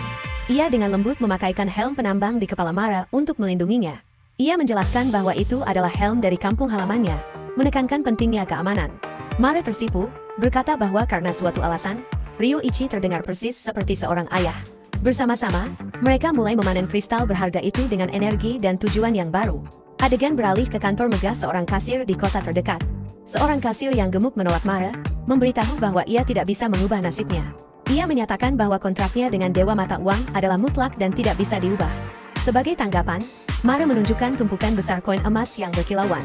Rahang sang kasir terjatuh, menuntut untuk tahu bagaimana gadis itu memperoleh kekayaan seperti itu. Kemudian, ia berbicara dengan Ryoichi, mengetahui bahwa pemuda itu membantu Mare menambang biji tersebut. Pria itu mempertanyakan keputusan Ryoichi untuk memberikan semua uang itu. Ia merenungkan hukuman dewa yang telah ia lihat dalam lini bisnisnya. Ia memikirkan nasib kejam Mare, mengingat bahwa gadis itu dulunya pernah bersikap kejam juga. Ia menyatakan keterkejutannya bahwa seseorang yang berhati lembut seperti Ryoichi ternyata ada. Di sebuah kuil besar, pria itu mempersembahkan doa kepada Dewa Mata Uang, Lord Bias. Di luar, Mare kesulitan menemukan kata-kata untuk berterima kasih kepada Ryoichi. Diliputi rasa syukur, Ryoichi dengan rendah hati memuji gadis itu karena telah menemukan urat biji, memuji keteguhannya. Tersentuh oleh kebaikannya, Mare menatapnya dengan air mata berlinang. Ryoichi bersikeras agar ia menggunakan uang itu untuk biaya hidup. Karena merasa mendapat terlalu banyak, Mare berseru bahwa Ryoichi jauh terlalu berhati lembut demi kebaikannya sendiri. Dengan air mata kelegaan, ia berkata, menjadi bebas dan bersama dengan Moa sudah cukup. Ia membimbing Ryoichi melalui padang rumput menuju rumah mereka. Ia mengajaknya masuk agar saudara perempuannya bisa berterima kasih secara layak juga. Saat masuk, Ryoichi mengamati bahwa rumah itu bersih tetapi benar-benar kosong. Mare menjelaskan dengan senyum sedih bahwa ia terpaksa menjual segalanya. Ini termasuk buku-buku mendiang ayahnya dan kenang-kenangan keluarga yang berharga. Ia mendekati sebuah pintu kayu, memanggil saudara perempuannya di dalam. Seorang gadis kecil yang lemah bernama Moa muncul di ambang pintu sambil memegang lilin. Mare memperkenalkan Ryoichi sebagai orang yang bantuannya memungkinkan mereka melunasi utang. Berbaring lemah di tempat tidur, Moa bertanya apakah utang itu benar-benar sudah hilang. Wajah pucatnya menunjukkan campuran antara ketidakpercayaan dan harapan yang mulai muncul. Ekspresi Ryoichi mengeras saat ia mengenali parahnya penyakit gadis itu. Dengan gembira, Moa menyadari bahwa ia dan kakaknya tidak akan dipisahkan. Mare memberitahu bahwa itu semua berkat bantuan Ryoichi. Moa menatapnya dengan rasa terima kasih, menawarkan ucapan terima kasih yang tulus. Dengan ramah Ryoichi menyapa dan bertanya apakah ia bisa mencoba beberapa sihir pemulihan. Memusatkan energinya, ia memanggil bola sihir air yang berputar di telapak tangannya. Dengan teriakan penuh tekad, ia merapalkan mantra Hell Water, air penyembuh, pada gadis yang sakit itu. Air sihir itu mendesis dan menguap saat menyentuh kulit Moa. Ryoichi terkejut, mempertanyakan apakah mantra itu entah bagaimana dinonaktifkan atau tenggelam. Ia bertanya-tanya apakah diperlukan jenis sihir antidote, penawar, khusus untuk kondisinya. Mare menjelaskan bahwa mereka hanya ingin berterima kasih, bukan membebaninya lebih jauh. Ia mengungkapkan bahwa bahkan elisir mahal untuk para bangsawan pun tidak memberikan efek pada Moa. Menyadari penyakit gadis itu parah, Ryoichi memutuskan bahwa ini bukan penyakit biasa. Ia mengaktifkan God Class Appraisal miliknya untuk menganalisis kondisinya. Hasilnya mengejutkannya. Gadis itu menderita Advanced Cure Cecil, segel kutukan tingkat lanjut. Sebuah kejutan pengenalan menghantamnya saat ia teringat kutukan serupa dari Shrine of the Giant Soldiers. Ia mengeluarkan sebuah grimoire gelap, berharap menemukan solusi di dalam halamannya. Buku itu terbuka menunjukkan ilustrasi menyeramkan tentang tengkorak, laba-laba, dan anatomi jantung. Ia memindai teks tersebut, mencari cara untuk mematahkan kutukan itu. Dengan kesal, ia menyadari buku itu hanya berisi sihir ofensif dan tidak menawarkan penyembuhan. Meskipun ada kendala tersebut, ia memberitahu saudara perempuan gadis itu, Mare, bahwa ia punya sebuah ide. Ryoichi Ishikawa mulai merapalkan mantra dari buku sihir ke-8 tingkat lanjut. Dengan lonjakan kekuatan yang besar, ia melepaskan mantra Drain, serap, ke arah gadis yang menderita itu. Energi kegelapan berputar hebat di sekeliling Moa yang sedang sakit. Ryoichi menjelaskan bahwa teknik ini aslinya dimaksudkan untuk menyerap kekuatan lawan. Mantra tersebut menargetkan tanda kutukan berbentuk mata yang menjijikkan di dada Moa. Sesosok entitas bayangan mengerikan yang terdiri dari bola mata tak terhitung jumlahnya ditarik keluar dari tubuhnya. Kutukan yang mengerikan itu kemudian mengalir langsung ke dalam tubuh Ryoichi, yang sudah berdiri siap untuk menerimanya. Mare menyaksikan dengan ngeri saat Ryoichi menyerap energi gelap tersebut. Ia meneriakkan nama pemuda itu dengan penuh kecemasan. Wajahnya menunjukkan keterkejutan yang mendalam. Ryoichi memuntahkan darah gelap saat kutukan itu mulai bereaksi di tubuhnya. Ia kini memahami penderitaan luar biasa yang selama ini dialami oleh Moa. Kekuatan kutukan itu membuat tubuhnya terasa sangat berat, hingga kesadarannya mulai memudar. Namun, ia teringat akan kemampuan khusus yang diberikan kepadanya oleh seorang dewa. Ia mengaktifkan teknik God Class Adaptation, adaptasi tingkat dewa, membersihkan kutukan itu dari tubuhnya. Mare bergegas ke sisinya, bertanya apakah ia baik-baik saja, dan Ryoichi menenangkannya dengan sebuah tawa. Uap mengepul dari tempat tidur Moa saat sisa-sisa terakhir dari kutukan itu menghilang. Ryoichi mengkonfirmasi bahwa tanda kutukan pada Moa akhirnya benar-benar hilang. Ia kini merasa yakin bahwa sihir pemulihannya akan menjadi efektif. Ia merapalkan Hell Water, air penyembuh, dan cahaya cemerlang menyelimuti gadis kecil itu. Energi sihir mengalir di sekujur tubuhnya, menghanyutkan segala penyakit. Moa bergerak, matanya mengerjap terbuka dengan bingung. Ia menyadari dengan takjub bahwa rasa sakit, mati rasa, dan demamnya telah lenyap. Dengan ledakan energi, ia melompat dari tempat tidur, pulih sepenuhnya. Ia berseru takjub merasakan betapa ringan dan luar biasa tubuhnya sekarang. Kakaknya, Mare, menatap tidak percaya, mempertanyakan apakah dia benar-benar sudah sembuh. Moa berseri-seri, mengkonfirmasi bahwa ia merasa sangat hebat. Air mata kelegaan yang luar biasa menggenang di mata Mare. Kedua bersaudara itu berpelukan erat dalam dekapan yang penuh kegembiraan. Mara menoleh ke arah Ryoichi, berjuang mencari kata-kata untuk berterima kasih kepadanya. Ryoichi tersenyum hangat, merasa tulus senang karena bisa membantu mereka. Rasa lega itu segera diikuti oleh rasa lapar yang mendadak. Ia memanggil peralatan masak dan bahan-bahan dari item box miliknya, memutuskan untuk membuatkan mereka makanan. Kakak beradik itu menatap heran pada peralatan dan bahan yang asing tersebut. Ryoichi dengan terampil mulai menyiapkan makanan. Ia menjelaskan bahwa ini adalah hidangan yang sering dibuat oleh ayahnya saat ia sedang sakit. Suara daging yang mendesis dan rebusan mie memenuhi ruangan kecil itu. Dengan bangga, ia mengatakan bahwa meatball udon bakso, favoritnya sudah siap. Mata kedua gadis itu berbinar saat mencium aroma lezat dari udon tersebut. Moa makan dengan lahap, membuat kakaknya terkejut. Ia dengan senang hati menyatakan bahwa ia ingin tambah lagi. Mara pun mencoba udon itu sendiri, dan ekspresinya tampak berbinar terang. Ia berseru bahwa hidangan itu sangat lezat. Setelah mereka menghabiskan satu panci, Ryoichi menenangkan mereka dengan berkata bahwa ia bisa membuat lebih banyak lagi. Ia kemudian menawarkan sekotak donat sebagai pencuci mulut. Mara mengenali donat tersebut dari pertemuan sebelumnya dan segera menggigit camilan manis itu. Moa, yang melihat kakaknya menikmati donat, bertanya apakah ia juga boleh minta satu. Kedua bersaudara itu pun mengunyah donat mereka dengan bahagia. Terbawa emosi, Mara bertanya sambil menangis mengapa Ryoichi begitu baik. Ryoichi menatapnya dengan ekspresi lembut dan penuh pengertian. Ia menjelaskan bahwa di dunianya, anak-anak harus dilindungi, dan ia merasa iri melihat pengabdian Mara. Dengan senyum sedih, ia mengungkapkan bahwa ia sendiri tidak lagi memiliki keluarga. Kakak beradik itu terdiam karena pengakuannya. Mara menegur Moa karena menyebut Ryoichi malang, lalu meminta maaf. Namun, Moa beralasan bahwa jika seseorang kesepian, mereka bisa mati. Ia dengan ceria menyatakan bahwa ia akan menikahi Ryoichi agar bisa menjadi keluarganya, yang tentu saja mengejutkan pemuda itu. Mara menunjukkan bahwa Moa baru berusia 7 tahun dan mempertanyakan apa yang dia bicarakan. Moa membalas bahwa sebuah buku cerita mengatakan mereka bisa menjadi keluarga. Ia kemudian memeluk Ryoichi, menyatakan bahwa ia akan menjadi adik perempuannya. Ryoichi dan Mara merasa gugup dengan kelancangan Moa.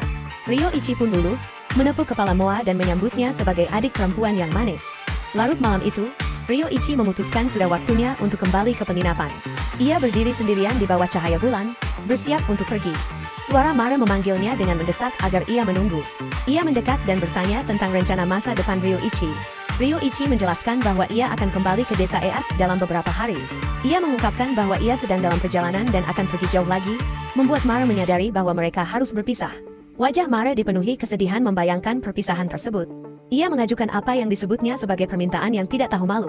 Ia meminta agar Ryoichi membawa dirinya dan Moa bersamanya dalam perjalanan tersebut. Ryoichi terkejut dan langsung menolak, menyatakan bahwa perjalanannya terlalu berbahaya. Mara bersikeras bahwa mereka bisa melindungi diri mereka sendiri. Ia dengan penuh semangat menyatakan keinginannya untuk menjadi berguna sebagai balas budi. Ryoichi menegaskan kembali bahwa ia tidak bisa menempatkan mereka dalam bahaya yang begitu besar. Mara tampak tertunduk, mengakui bahwa permintaannya memang merepotkan. Suasana menjadi berat saat Ryoichi tetap teguh pada penolakannya.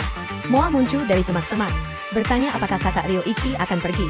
Memahami situasinya, Moa melemparkan dirinya ke arah Ryoichi, berteriak bahwa ia tidak ingin pemuda itu pergi. Ia dengan menantang menyatakan bahwa ia akan ikut bersamanya. Mara meminta maaf atas ledakan emosi Moa, mengakui bahwa apa yang berawal sebagai lelucon kini menjadi serius. Dengan air mata di matanya, Mara mengaku bahwa ia merasakan hal yang sama dengan adiknya. Ryoichi menatap mereka, merasa khawatir meninggalkan dua anak yatim piatu ini tanpa wali. Ia merenungkan keluarganya sendiri yang telah hilang, bertanya-tanya apakah ini adalah makna dari kehidupan keduanya. Dengan tekad baru, ia menoleh kepada mereka dan bertanya apakah mereka benar-benar serius.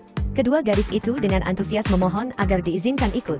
Ekspresi Ryoichi mengeras saat ia membuat keputusan akhir.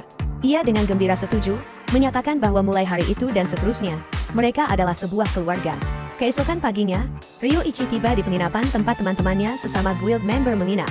Ia mengatakan kepada teman-temannya yang terkejut bahwa ia sekarang sudah memiliki keluarga. Teman-temannya mempertanyakan mengapa ia melewatkan pesta dan kembali sangat terlambat. Mereka memberitahu bahwa mentornya, Gyo, pingsan karena terlalu banyak minum. Ryoichi berdiri di depan pintu kayu besar, menawarkan diri untuk memperkenalkan keluarga barunya kepada semua orang. Dua gadis muda, Mara dan Moa, dengan gugup memperkenalkan diri sebagai keluarga baru Ryoichi. Tiga rekan Ryoichi menatap dengan keterkejutan mutlak atas pengumuman yang tidak terduga tersebut. Teman-temannya mengepungnya, menuntut penjelasan mengenai gadis cantik baru dalam hidupnya. Moa dengan gembira menjelaskan bahwa setelah kehilangan ayah mereka, Ryoichi mengadopsi mereka sebagai saudaranya. Para pria itu menatap Ryoichi, masih berjuang untuk memproses berita tentang adik-adik barunya. Setelah sesaat merenung, Kenyataan dari situasi tersebut mulai meresap. Teman-temannya menunjukkan bahwa menjadi wali sah melibatkan masalah administrasi dan pajak. Di kediaman hakim, Ryoichi diberitahu bahwa keluarga Feiler memiliki tunggakan pajak yang signifikan. Seorang pejabat yang mengenakan topi penyihir bertanya apakah mungkin bagi mereka untuk membayar utang yang luar biasa besar itu. Sebagai jawaban, sebuah tumpukan koin emas yang masif dan berkilauan diletakkan dengan bunyi dentuman. Pejabat yang terperangah itu dengan antusias mengecap dokumen tersebut, memberikan izin segera untuk adopsi. Ryoichi menjelaskan bahwa ia telah membayar pajak mereka untuk 10 tahun ke depan guna memastikan persetujuan yang mudah. Ia memberitahu Mare yang merasa khawatir bahwa uang itu sebenarnya memang milik keluarganya. Bagaimanapun, Mare sangat terharu, membisikkan nama mendiang ayahnya dengan ekspresi muram. Moa menenangkannya bahwa tidak perlu khawatir lagi karena sekarang ia sudah menjadi keluarga Ryoichi. Mare yang tersipu setuju dengan bahagia saat Moa bersorak bahwa kakak perempuannya kini menjadi milik Ryoichi. Saat Ryoichi berjalan bersama Mare, dua gadis melihat mereka dan berseru bahwa dia sedang berkencan. Kedua temannya, Mari dan Nazir, dengan nada menggoda menuduhnya sedang merayu di siang bolong. Ryoichi terkejut melihat teman-temannya, Mari dan Nazir, mengonfrontasinya. Ia menjadi gugup, bersikeras kepada Mari bahwa jalan-jalan mereka bukanlah sebuah kencan. Mari tertawa, mengungkapkan bahwa ia hanya bercanda dan sudah mendengar cerita yang sebenarnya dari teman-teman lain. Moa dengan ceria memperkenalkan diri sebagai anak berusia 7 tahun. Sementara Mara mengikuti dengan malu-malu. Mari dan Nazir menatap kedua gadis itu dengan campuran simpati dan rasa peduli. Mereka terpesona oleh rambut Mara yang indah, memahami mengapa Ryoichi menginginkannya sebagai adik. Nazir memperhatikan pakaian Mare yang sudah usang dan memutuskan mereka akan memilihkan pakaian baru. Untuk Mare yang pendiam, mereka memilihkan setelan petualang yang ringan dan lincah. Untuk Moa yang energik, diberikan gaun feminin yang imut yang sangat cocok dengan kepribadiannya. Ryoichi dengan cepat menyimpan banyak tas belanja ke dalam item box miliknya. Saat para gadis memutuskan untuk mencari aksesori, Moa melihat sebuah toko buku dan dengan penuh semangat menyatakan keinginannya untuk masuk ke dalam. Ia menarik lengan baju Ryoichi, meminta kakak laki-lakinya untuk membawanya ke toko buku tersebut.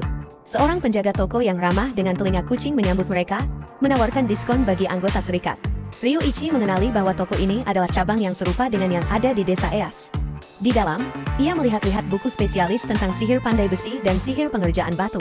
Mara mendongak dari tumpukan buku, perhatiannya tiba-tiba tertangkap oleh sesuatu. Ryoichi menemukan sebuah buku yang ia yakini sebagai harta karun yang biasanya dilewatkan oleh orang dewasa. Ia menemukan sebuah gulungan sihir petir tingkat lanjut, yang sangat mengejutkan dan menarik minatnya. Moa menemukan sebuah buku cerita bergambar yang ia sukai, wajahnya berbinar dengan senyum bahagia. Ia kemudian digendong di punggung Ryoichi, dengan riang merayakan buku gambar yang dibelikan untuknya. Mari mengamati bahwa Ryoichi telah menjadi kakak laki-laki yang baik, tetapi Nazir berpikir dia lebih terlihat seperti seorang ayah. Keesokan harinya, Ryoichi dan Mare terlihat bekerja sama di atap rumah keluarga Feiler. Ia dengan terampil menggunakan alat bertenaga listrik untuk memaku, melakukan perbaikan pada atap. Dengan kebocoran yang telah diperbaiki, Ryoichi mendesah lega sementara para gadis bersorak atas keberhasilan mereka. Moa dengan penuh semangat menunjukkan buku barunya, meminta Ryoichi untuk membacakannya untuknya. Buku itu menceritakan kisah seorang pahlawan dari dunia lain yang menyelamatkan seorang putri yang ditawan. Ryoichi duduk bersama kedua gadis itu, merasa ironis karena membacakan cerita fantasi di dunia fantasi yang lain. Sebuah ilustrasi menunjukkan pahlawan menggunakan perangkat ajaib untuk menghancurkan sangkar sang putri. Ryoichi terpana, mengenali alat tersebut sebagai sebuah chainsaw, gergaji mesin, dari dunianya sendiri. Yang mengejutkannya, Mara mengkonfirmasi bahwa tempat-tempat fantastis dalam buku itu adalah nyata. Ia mendeskripsikan Centurios Stray Kingdom, kerajaan pohon Centurios, sebuah kota yang dibangun di sekeliling pohon raksasa. Ryoichi menyadari bahwa masih banyak yang belum ia ketahui tentang dunia baru ini. Cerita berakhir dengan pahlawan dan sang putri menikah serta hidup bahagia selamanya. Ryoichi menyadari bahwa ia harus segera kembali atau mentornya akan marah tentang masalah pesta tersebut. Ia menunduk dan menemukan bahwa baik Mare maupun Moa telah tertidur di bahunya. Kemudian, Ryoichi menatap foto ayahnya, dengan tenang memberitahu bahwa ia sekarang telah memiliki keluarga. Sambil memegang bir, ia bertanya-tanya apakah ini membuat gadis-gadis itu menjadi cucu ayahnya juga. Ia merenungkan perasaan aneh memiliki sesuatu yang berharga untuk dilindungi. Melihat kedua gadis itu tidur dengan nyenyak, ia menyimpulkan bahwa kehidupan baru ini sama sekali tidak buruk.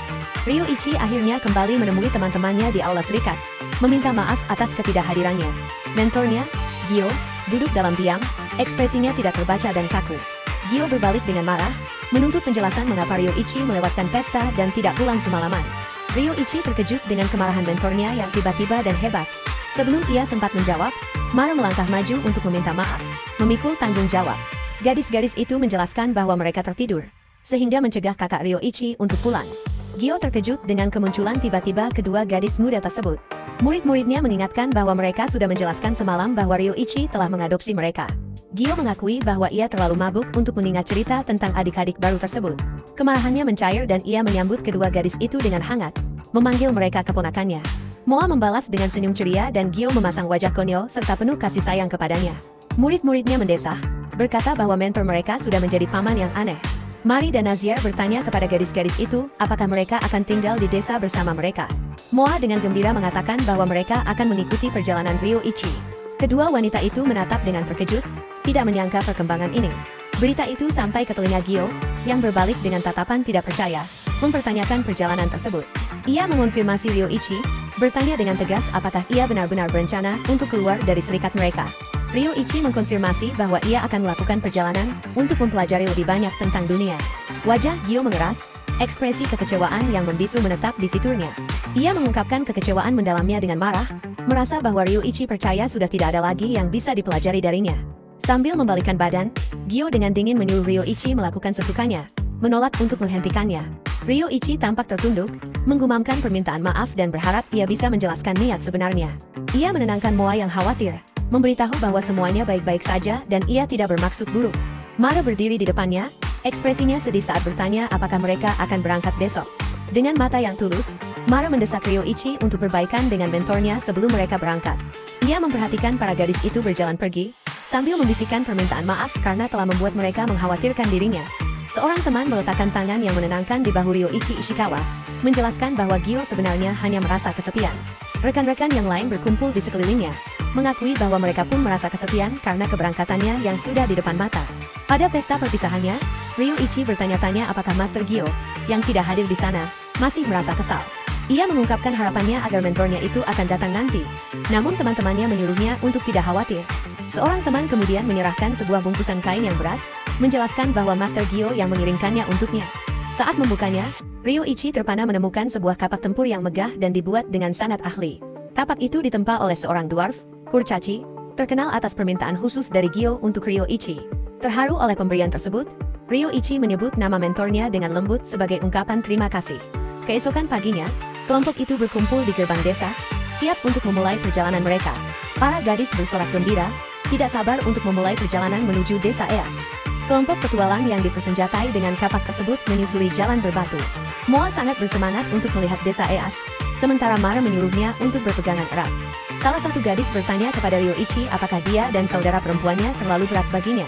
Ia menenangkan mereka bahwa mereka sangat ringan, terutama karena Moa masih dalam masa pemulihan dari penyakitnya. Mara dengan gembira mengatakan bahwa kartu itu menyenangkan, terasa seperti sebuah magic armored mecha baginya. Setelah berbaikan dengan teman-temannya sendiri, pikiran Mara beralih ke konflik Ryoichi yang belum terselesaikan. Dengan senyum sedih, Ryoichi mengakui bahwa ia tidak bisa melakukannya sendiri. Ia memikirkan Gio, berharap bisa berterima kasih secara langsung atas kapak pemberiannya. Tiba-tiba, suara tajam Gio memerintahkan semua orang untuk diam. Ryoichi terkejut oleh nada bicara yang mendesak itu, ekspresinya langsung berubah menjadi sangat waspada. Dua gadis muda, Mara dan Moa, bertanya-tanya apakah Gio sedang marah. Dari jalur tepi tebing, Ryoichi menyadari bahwa mereka telah sepenuhnya dikepung oleh musuh.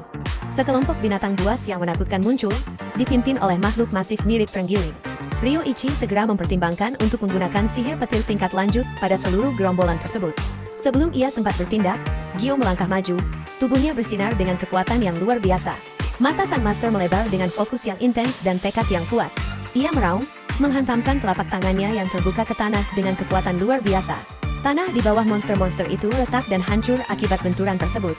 Seluruh dinding tebing runtuh, membuat binatang-binatang itu jatuh ke dalam jurang. Ryoichi dan para gadis menatap dengan takjub pada pertunjukan kekuatan yang dahsyat itu. Seorang sesama murid, Riley, berkata bahwa beginilah rupa mentor mereka saat ia menjadi serius. Setelah selamat dari penyergapan tersebut, kelompok itu melanjutkan perjalanan melalui hutan.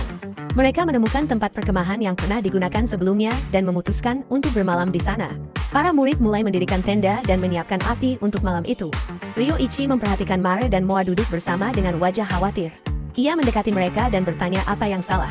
Moa menjelaskan bahwa kakaknya, Mara, memiliki sesuatu yang dikhawatirkan. Mara menunjukkan rongga yang tidak alami pada tulang hewan, menunjukkan bahwa itu adalah jejak kaki monster raksasa. Memeriksa jejak kaki masif tersebut, Ryoichi setuju bahwa itu terlalu besar untuk makhluk normal. Ia mendekati mentornya, menyatakan bahwa ia perlu bicara mendesak. Namun Gyo menepisnya, mengatakan bahwa mereka bisa bicara setelah kembali ke desa. Sambil membalikkan badan, Gyo mengaku bahwa ia sedang canggung dan tidak berminat untuk bicara. Ia berjalan pergi, meninggalkan Ryoichi berdiri sendirian dan kesal di dalam hutan. Dengan pasrah, Ryoichi memutuskan bahwa ia harus memperingatkan murid-murid lainnya. Namun, seorang petualang lain meremehkan ancaman tersebut, mengatakan bahwa tempat perkemahan seharusnya aman. Yang lain mengabaikan peringatan itu dan justru menggoda Ryoichi tentang adik perempuannya yang imut. Ryoichi tampak lelah, menunda percakapan dengan temannya, Katsuta. Malam harinya, perkemahan menjadi tenang di bawah langit penuh bintang. Di dalam tenda, Mar tidur dengan tidak nyenyak. Keningnya berkerut karena khawatir. Ia tiba-tiba tersentak bangun oleh perasaan tidak enak yang kuat. Dengan bantuan cahaya lampu lentera yang redup, ia mempelajari peta yang terbentang di lantai. Moa terbangun, mengucek matanya dan bertanya mengapa kakaknya tidak bisa tidur. Mara menjelaskan bahwa ia memiliki firasat buruk setelah memeriksa Universal Map, peta universal, milik Ryoichi. Ia mengungkapkan bahwa peta pegunungan itu berubah-ubah secara aneh dan terus-menerus. Dengan suara panik, ia mendesak gadis-gadis lain untuk membangunkan semua orang. Matanya membelalak karena kaget dan takut atas penemuan buruknya. Dalam ketergesaannya, ia mengambil panci dan tutupnya untuk membunyikan alarm. Dentingan keras itu membangunkan murid-murid lain yang mengeluh karena kebisingan tersebut. Masih dengan pakaian tidur, gadis-gadis itu dengan panik bertanya di mana Master Gyo. Ryoichi memperhatikan kantong tidur Gyo yang kosong, menyadari bahwa sang master tidak ada di tendanya. Mara dan seorang gadis lainnya menoleh ke arah Ryoichi dengan wajah penuh kekhawatiran. Seorang murid menjelaskan bahwa Gyo baru saja pergi untuk melakukan jaga malam. Sambil berjaga sendirian, Ryoichi berharap firasat Mara salah. Tiba-tiba, hembusan angin mendadak dan suara kepakan sayap mengejutkannya. Ia mendongak kaget saat seekor griffin yang megah turun dari langit. Sayap kuat makhluk itu mengepak di udara, menghamburkan bulu saat ia mendarat. Di tempat lain, Gyo duduk sendirian di bawah langit berbintang, tenggelam dalam pikirannya. Ia meminum isi botol logamnya dengan termenung. Kesendiriannya buyar oleh suara Moa yang memanggil namanya. Gadis itu berlari dengan nafas terengah-engah, memperingatkan bahwa monster besar sedang dalam perjalanan. Gyo dengan tenang mengakui peringatan itu, memberitahu bahwa ia akan segera ke sana. Ia bangkit berdiri, ekspresinya kini serius dan waspada penuh. Saat mereka berjalan kembali, ia meyakinkan Moa bahwa ia akan menangani monster-monster tersebut. Moa menatapnya dengan ekspresi khawatir dan ragu. Ia bertanya dengan pelan apakah Gyo membenci kakaknya, Ryoichi. Gyo terhenti sejenak, menjelaskan dengan penuh pertimbangan bahwa perasaannya tidak sesederhana itu. Ia mengakui rasa kesalnya karena belum mengajarkan apapun yang berharga kepada muridnya. Tiba-tiba sebuah bayangan jatuh di atas mereka saat seekor griffin menukik dari langit. Mengenali ancaman tersebut, Gyo mendorong Moa ke belakangnya dan menghunus kapaknya. Griffin kedua turun dengan jeritan melengking, cakarnya menjulur untuk menyerang. Gyo menyambut serangan makhluk itu, mengayunkan kapak masifnya dalam lengkungan yang kuat. Ryoichi tiba di lokasi, memanggil nama mentornya dengan penuh kekhawatiran. Gyo meminta maaf karena bergerak terlalu cepat dan meleset pada serangan awalnya. Ia mengingat dengan suram bahwa monster terbang selalu merepotkan untuk dilawan. Menolak tawaran bantuan Ryoichi, ia kembali menyerang sendirian. Tapaknya mengenai sasaran dengan tebasan brutal, menyemprotkan darah Griffin. Monster yang terluka itu menjerit terakhir kalinya sebelum melarikan diri ke hutan. Ryoichi menunjukkan bahwa binatang itu menuju langsung ke arah perkemahan mereka. Sebelum mereka bisa mengejar, sebuah suara mengerikan baru bergema di hutan. Raungan memekakan telinga dari arah yang berbeda menandakan ancaman yang lebih besar lagi. Gyo mengenali jeritan monster itu dan menentukan lokasinya dengan rasa ngeri. Wajahnya berkerut kaget dan tidak percaya pada apa yang baru saja ia dengar. Sambil membalikkan badan, ia memerintahkan Ryoichi untuk membawa Moa dan menjauhkan penduduk desa. Ryoichi dan Moa terpaku oleh perintahnya yang mendadak dan serius itu. Ryoichi memprotes, bersikeras akan tetap tinggal dan bertarung di sisi mentornya. Gyo memotong bicaranya, membentak bahwa ia bodoh karena menyarankan hal itu. Ia menjelaskan bahwa seseorang harus tetap tinggal sebagai umpan untuk mengulur waktu. Sesosok wajah berlumuran darah yang mengerikan dengan mata bersinar menembus dedaunan. Cakar masifnya tertutup sisa-sisa mangsa yang baru saja dihabisinya. Makhluk itu mengeluarkan raungan parau yang mengerikan dari mulutnya yang penuh gigi. Horor sepenuhnya terungkap. Seekor Short Bear King, raja beruang teriak, yang kolosal berdiri di atas bangkai Griffin. Kaki masifnya menghentak ke bawah dengan kekuatan luar biasa, menggetarkan tanah. Ryoichi menatap ketakutan, mengaktifkan kemampuan appraisal pada musuh baru tersebut. Penilaian itu mengungkapkan bahwa makhluk itu adalah Short Bear King level 68 dengan kekuatan yang sangat besar. Gyo mengenalinya sebagai penjaga gunung yang berada jauh dari wilayahnya. Ia mulai memberikan apa yang terdengar seperti instruksi duniawi terakhirnya kepada Ryoichi. Pasrah pada kekacauan itu, ia memberitahu muridnya agar tidak meremehkan dunia. Sambil merentangkan tangan lebar-lebar, Gyo memanggil dua lingkaran sihir bercahaya di tangannya. Shout Berking meraung saat tanah mulai bergetar dan naik. Gyo menyalurkan kekuatannya yang besar ke dalam bumi, menyiapkan serangan masif. Ia memberikan perintah terakhir yang tegas agar Ryoichi pergi. Ryoichi dan Moa menyaksikan dengan ngeri, memohon agar ia tidak mati. Ryoichi mengatupkan giginya, bersumpah untuk mengikuti perintah mentornya demi melindungi semua orang. Ia melarikan diri menembus hutan yang gelap, menggendong gadis kecil itu di lengannya. Bulan tertutup awan gelap saat ia berlari menuju keselamatan. Mencapai sisa kelompok lainnya, mereka memanggil nama Ryoichi dan Moa dengan lega. Setelah pengorbanan mentornya, Ryoichi berdiri dengan ekspresi muram dan diam. Melangkah maju, ia mendesak penduduk desa yang panik untuk tenang dan mendengarkannya. Salah satu pria bersikeras ingin membantu Master Gyo meskipun dalam bahaya maut. Penduduk desa lainnya pasrah, menyarankan bahwa mereka hanya bisa berdoa untuk keselamatan sang master. Ryoichi menoleh ke arah Mara, meminta maaf karena tidak mendengarkannya dan meminta sebuah bantuan. Duduk di dalam mesin besar, Mara bertanya dengan gugup apakah ia benar-benar bisa mempilotinya. Ryoichi menjelaskan modifikasi yang telah ia lakukan, mempercayakan pelarian penduduk desa kepadanya. Sambil mencengkeram buku panduan, Mara setuju untuk mencoba yang terbaik untuk mengoperasikan kendaraan tersebut. Ia mendapati aksara kuno itu sulit tetapi masih bisa dipahami berkat ilustrasinya. Magic Armored Vehicle yang masif itu melonjak maju, memulai pelarian yang panik. Penduduk desa di ruang kargo sangat terkejut dengan kecepatan kendaraan yang luar biasa.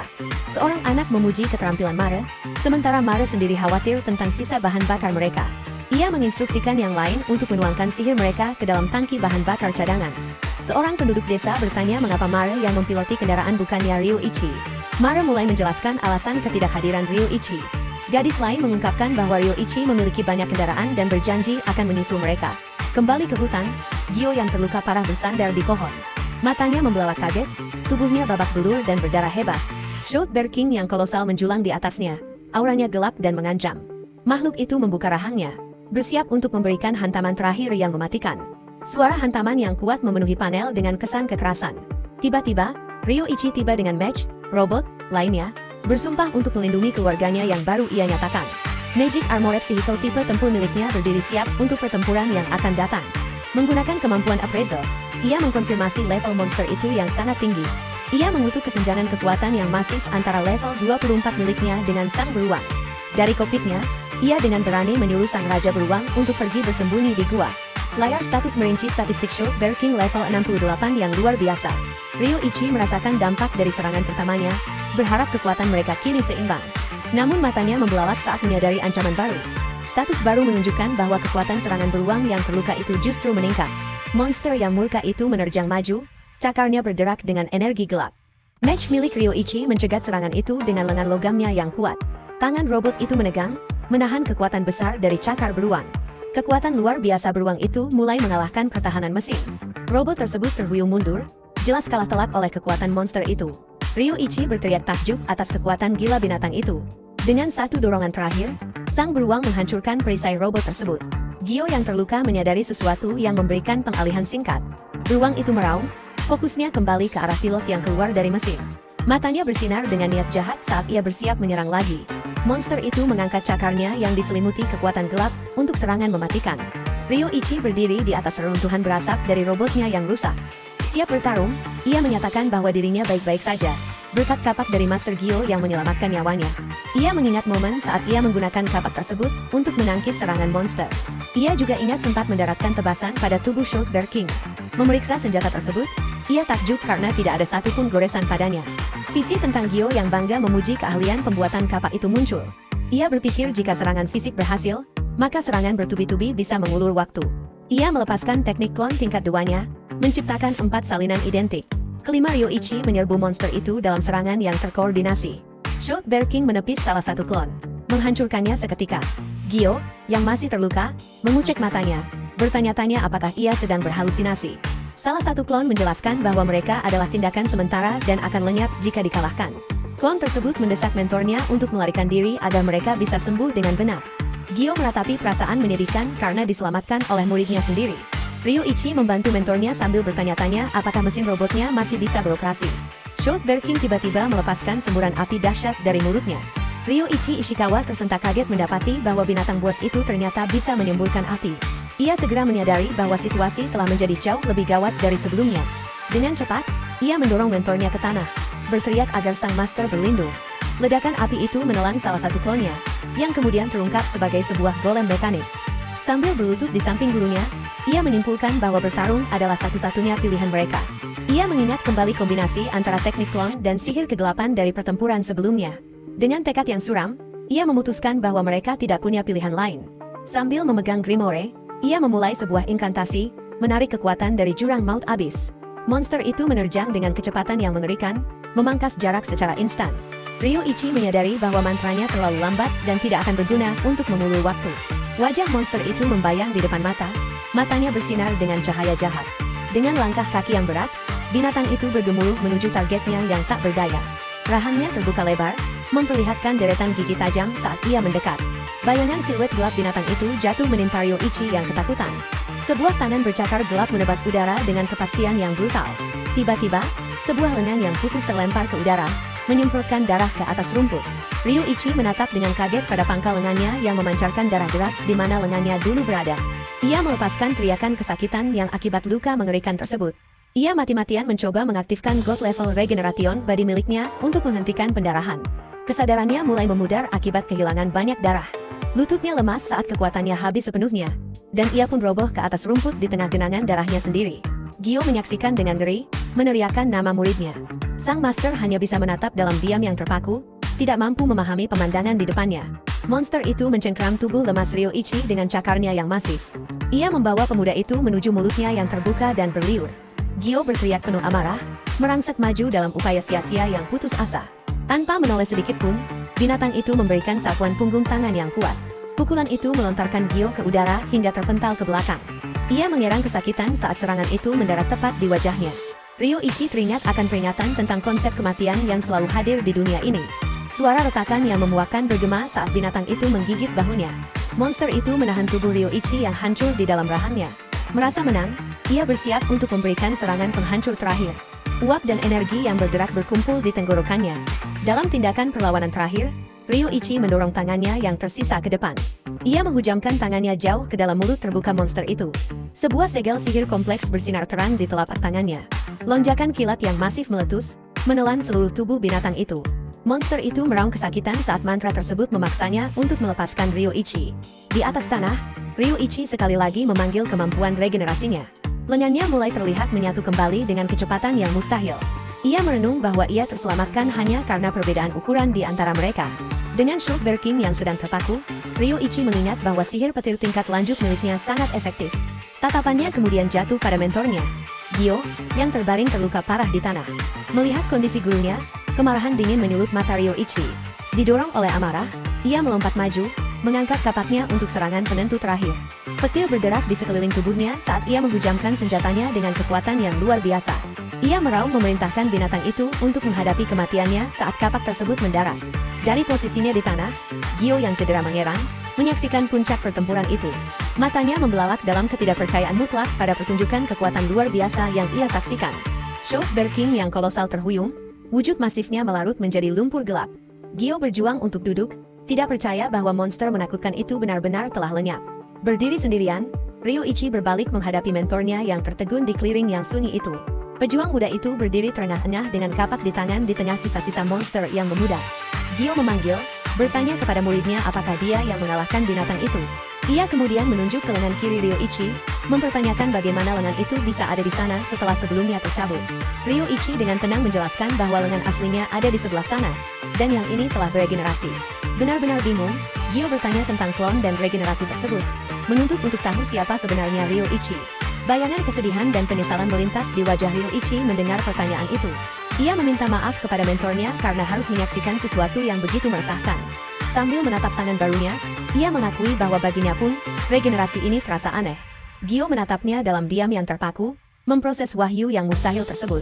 Suara kecil keluar dari bibir Gyo saat ekspresinya mulai berubah. Keheningan yang berat itu tiba-tiba pecah oleh tawa Gyo yang menggelegar dan tak terkendali. Sambil mencengkeram lengan Ryoichi, ia menyatakan bahwa detail tidaklah penting. Sekarang mereka bisa melakukan panco lagi. Ia mengakui pertanyaannya tadi konyol, menyatakan bahwa dialah yang akan memutuskan siapa Ryoichi. Dengan kedipan bangga, ia menyatakan Ryoichi sebagai penyelamatnya dan murid kebanggaannya. Ryoichi tampak terharu oleh kata-kata penerimaan dan persaudaraan yang tulus dari mentornya. Tiba-tiba, Sebuah kendaraan lapis baja besar menerobos pepohonan, menginterupsi momen tersebut.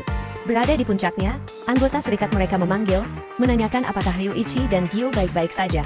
Baik guru maupun murid terkejut oleh kedatangan mendadak rekan-rekan mereka. Salah satu pendatang baru mengeluh bercanda bahwa Ryoichi sedang pamer sendirian. Pemuda dengan ikat kepala menjelaskan bahwa dia telah membawa penduduk desa ke tempat aman sebelum berbalik kembali. Dari kokpit kendaraan, seorang gadis muda dengan tangis terseduh memarahinya karena membuat saudara-saudaranya khawatir. Gadis lain meminta maaf karena tidak menepati janjinya, namun menyatakan kelegaannya karena dia selamat. Kedua gadis itu berlari ke arahnya, memeluknya erat dan menangis dengan perasaan lega yang luar biasa. Anggota serikat yang baru tiba menatap tidak percaya pada short barking masif yang telah terbunuh. Mereka bertanya kepada Master Gyo bagaimana ia bisa mencapai prestasi seperti itu dan apakah Ryoichi membantu. Ryoichi dengan suram mengaku bahwa ia hanya terbawa suasana, hingga kehilangan lengannya dalam proses tersebut. Seorang anggota serikat bertanya tentang lengan kirinya, berharap lengan itu masih ada di sana meskipun terjadi pendarahan hebat. Ryoichi menoleh ke arah tempat lengannya yang putus tergeletak dengan kilasan kebingungan di wajahnya. Gelombang keterkejutan menghantamnya saat ia menatap pangkal lengannya yang berdarah. Gyo mengangkat lengan Ryoichi yang terluka, memproklamirkannya sebagai pahlawan yang mengalahkan binatang itu. Secara rahasia, ia memberitahu Ryoichi bahwa ia menggunakan sihir tanah untuk menyingkirkan lengan yang asli.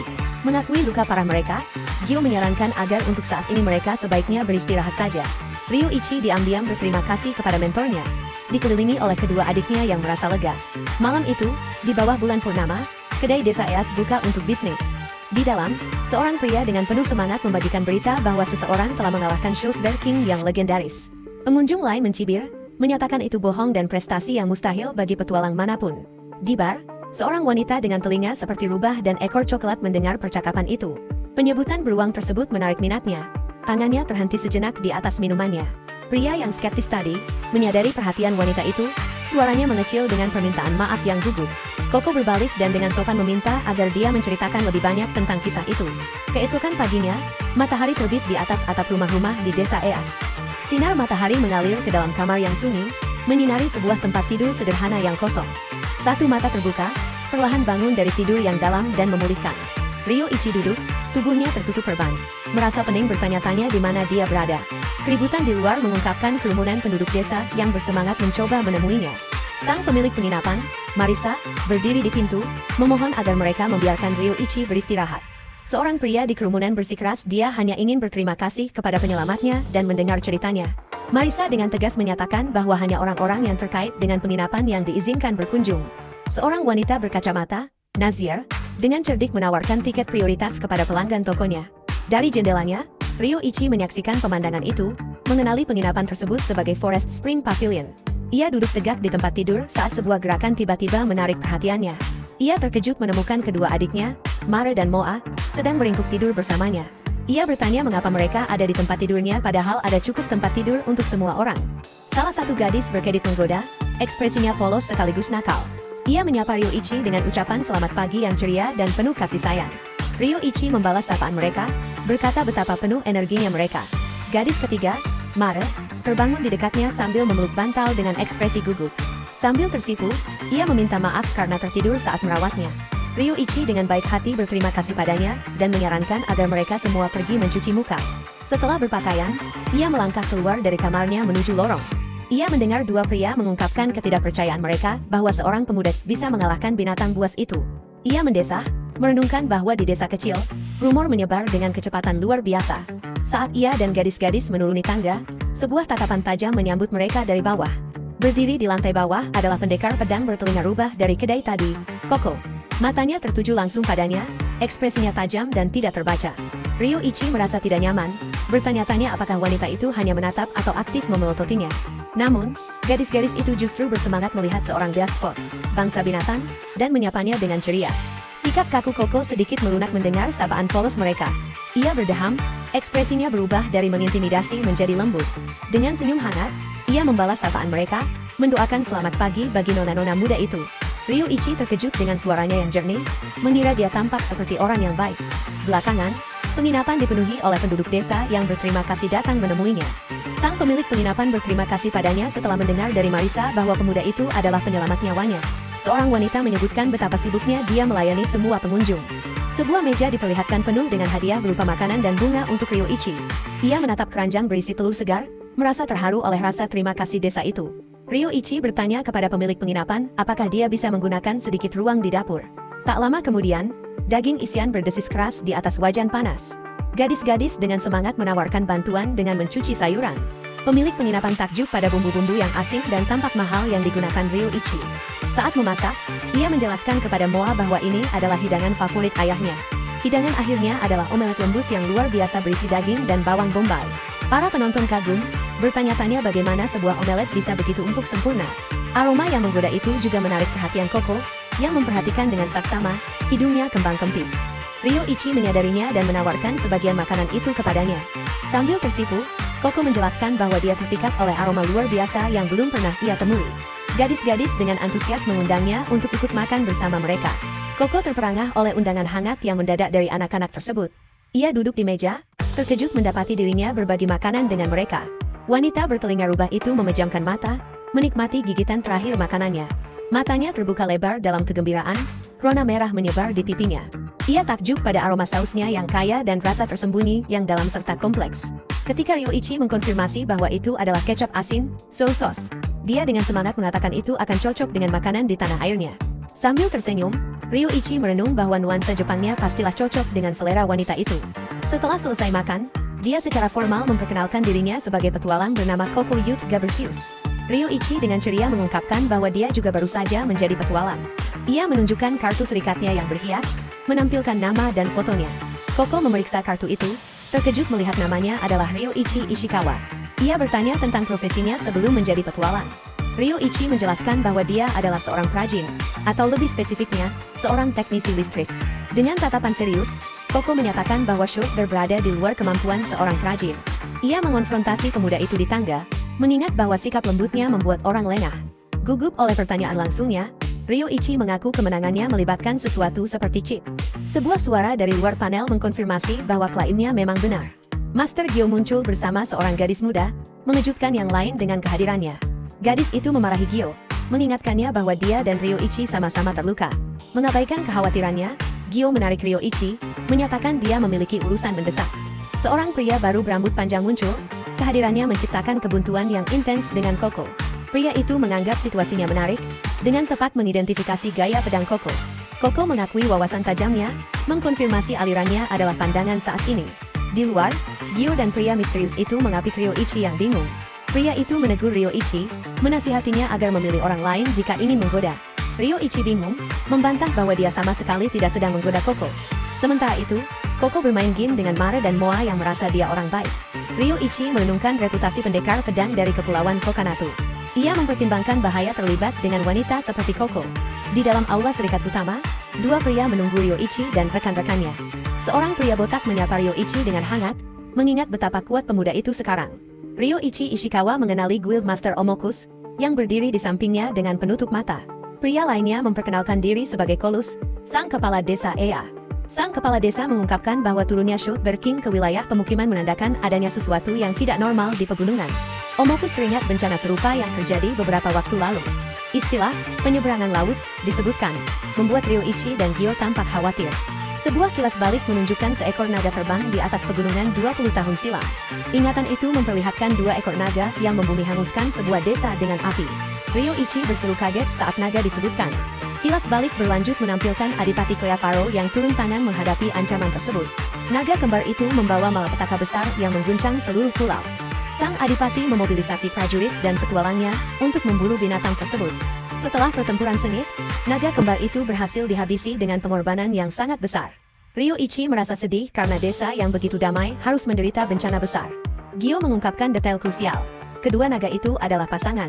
Ia menjelaskan bahwa potongan cangkang telur mereka ditemukan, memicu rumor tentang adanya keturunan yang tersisa. Dengan ancaman yang membayangi ini, seorang anggota serikat menyerahkan sepucuk surat bersegel. Kepala desa secara formal meminta agar Ryoichi mengantarkan surat tersebut ke Aro. Ryoichi benar-benar terpana oleh permintaan monumental yang mendadak itu. Para anggota serikat menyarankannya untuk menunggu hingga luka-lukanya sembuh total. Namun, Gyo bersikeras agar ia bergegas, mempercayai intuisinya tentang bahaya yang kian mendekat. Ryoichi bertanya apakah mereka benar-benar yakin mempercayakan hal ini kepadanya. Ia mempertanyakan keputusan mereka memberikan peran vital kepada seorang pengembara. Para tetua mengungkapkan bahwa Gyo merekomendasikannya sebagai orang yang paling bisa diandalkan di desa. Terharu oleh kepercayaan mereka, Ryoichi terdiam dalam renungan singkat. Dengan tekad baru, ia dengan tegas menerima misi tersebut. Sebuah suara berteriak tidak percaya, mempertanyakan mengapa ia harus pergi begitu cepat. Mari memprotes permintaan yang tidak masuk akal itu, menyebut Ryoichi terlalu baik karena menerimanya. Ryoichi berterima kasih atas perhatiannya. Percaya bahwa kepala desa akan menjelaskan semuanya nanti. Untuk membuktikan kesiapannya, ia membuka perbannya dan menyatakan bahwa ia telah pulih sepenuhnya. Karena gugup melihat Ryoichi yang tiba-tiba bertelanjang dada, Mari memohon agar ia berhenti. Sekarang, tanpa mengenakan baju, Ryoichi memutuskan ia akan berangkat besok pagi dan harus beristirahat. Namun, ia memutuskan untuk memulai sebuah proyek baru sebelum tidur. Suara palu yang menghantam kayu bergema saat ia memulai konstruksi. Ia terlihat dengan terampil merakit sebuah kotak kayu besar dengan berbagai peralatan. Dua gadis muda, Mare dan Moa, mengintip dari balik sudut, memperhatikannya dengan rasa ingin tahu. Mereka mendekatinya, bertanya apa yang sedang ia buat dengan gulungan logam tersebut. Ia menjelaskan bahwa ia sedang membangun sebuah bak mandi dengan roket stove, tungku roket, untuk memanaskan air. Gadis-gadis itu terkejut dan tertarik dengan ide mandi tersebut. Ryoichi memberitahu mereka bahwa berendam di air panas membersihkan tubuh dan menghilangkan rasa lelah. Salah satu gadis berkata bahwa air hangat adalah sensasi baru baginya. Dengan potongan terakhir yang terpasang, Ryoichi menyatakan bahwa bak mandi tersebut selesai. Ia menguji suhu air, memastikan airnya sempurna untuk berendam. Gadis-gadis itu dengan bersemangat menyatakan ingin ikut mandi bersamanya. Ia ragu, menyadari mereka tidak punya baju renang. Tapi sebuah ide muncul. Ia menawarkan kaos miliknya sendiri, yang membawa logo toko lamanya. Gadis-gadis itu bersorak untuk baju renang baru mereka. Sangat menantikannya. Ketiganya bersantai di air hangat. Semuanya setuju bahwa rasanya luar biasa.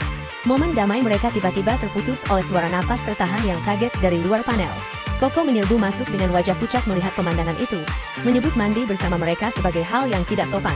Ia menuntut untuk mengetahui usia salah satu gadis, yang menjawab 12 tahun. Gadis itu menambahkan bahwa di negaranya, orang bisa menikah pada usia 13 tahun.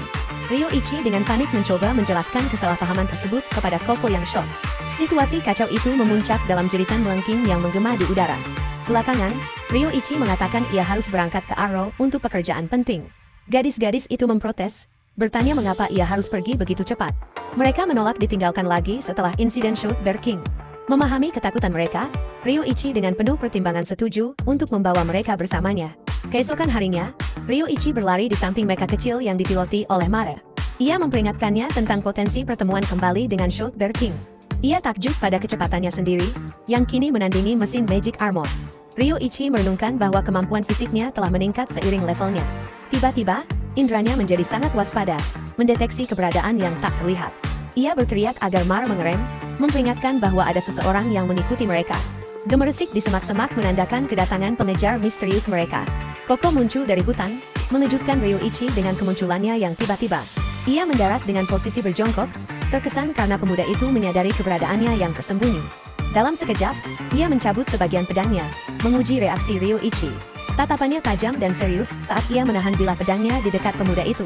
Ryoichi tetap tenang namun waspada, membalas tatapan intensnya tanpa bergeming. Koko menyarungkan pedangnya dengan bunyi klik lembut, ketegangan seketika pecah. Ia meminta maaf, menjelaskan bahwa ketertarikannya pada kemampuan Ryoichi memaksanya untuk mengikuti. Ryoichi menyarankan agar Koko cukup memanggilnya saja. Wanita itu bertanya apakah pemuda itu tidak merasa terganggu olehnya. Karena Beastmen, manusia binatang, biasanya ditakuti. Ryoichi teringat sejenak peringatan mentornya tentang orang-orang seperti dia.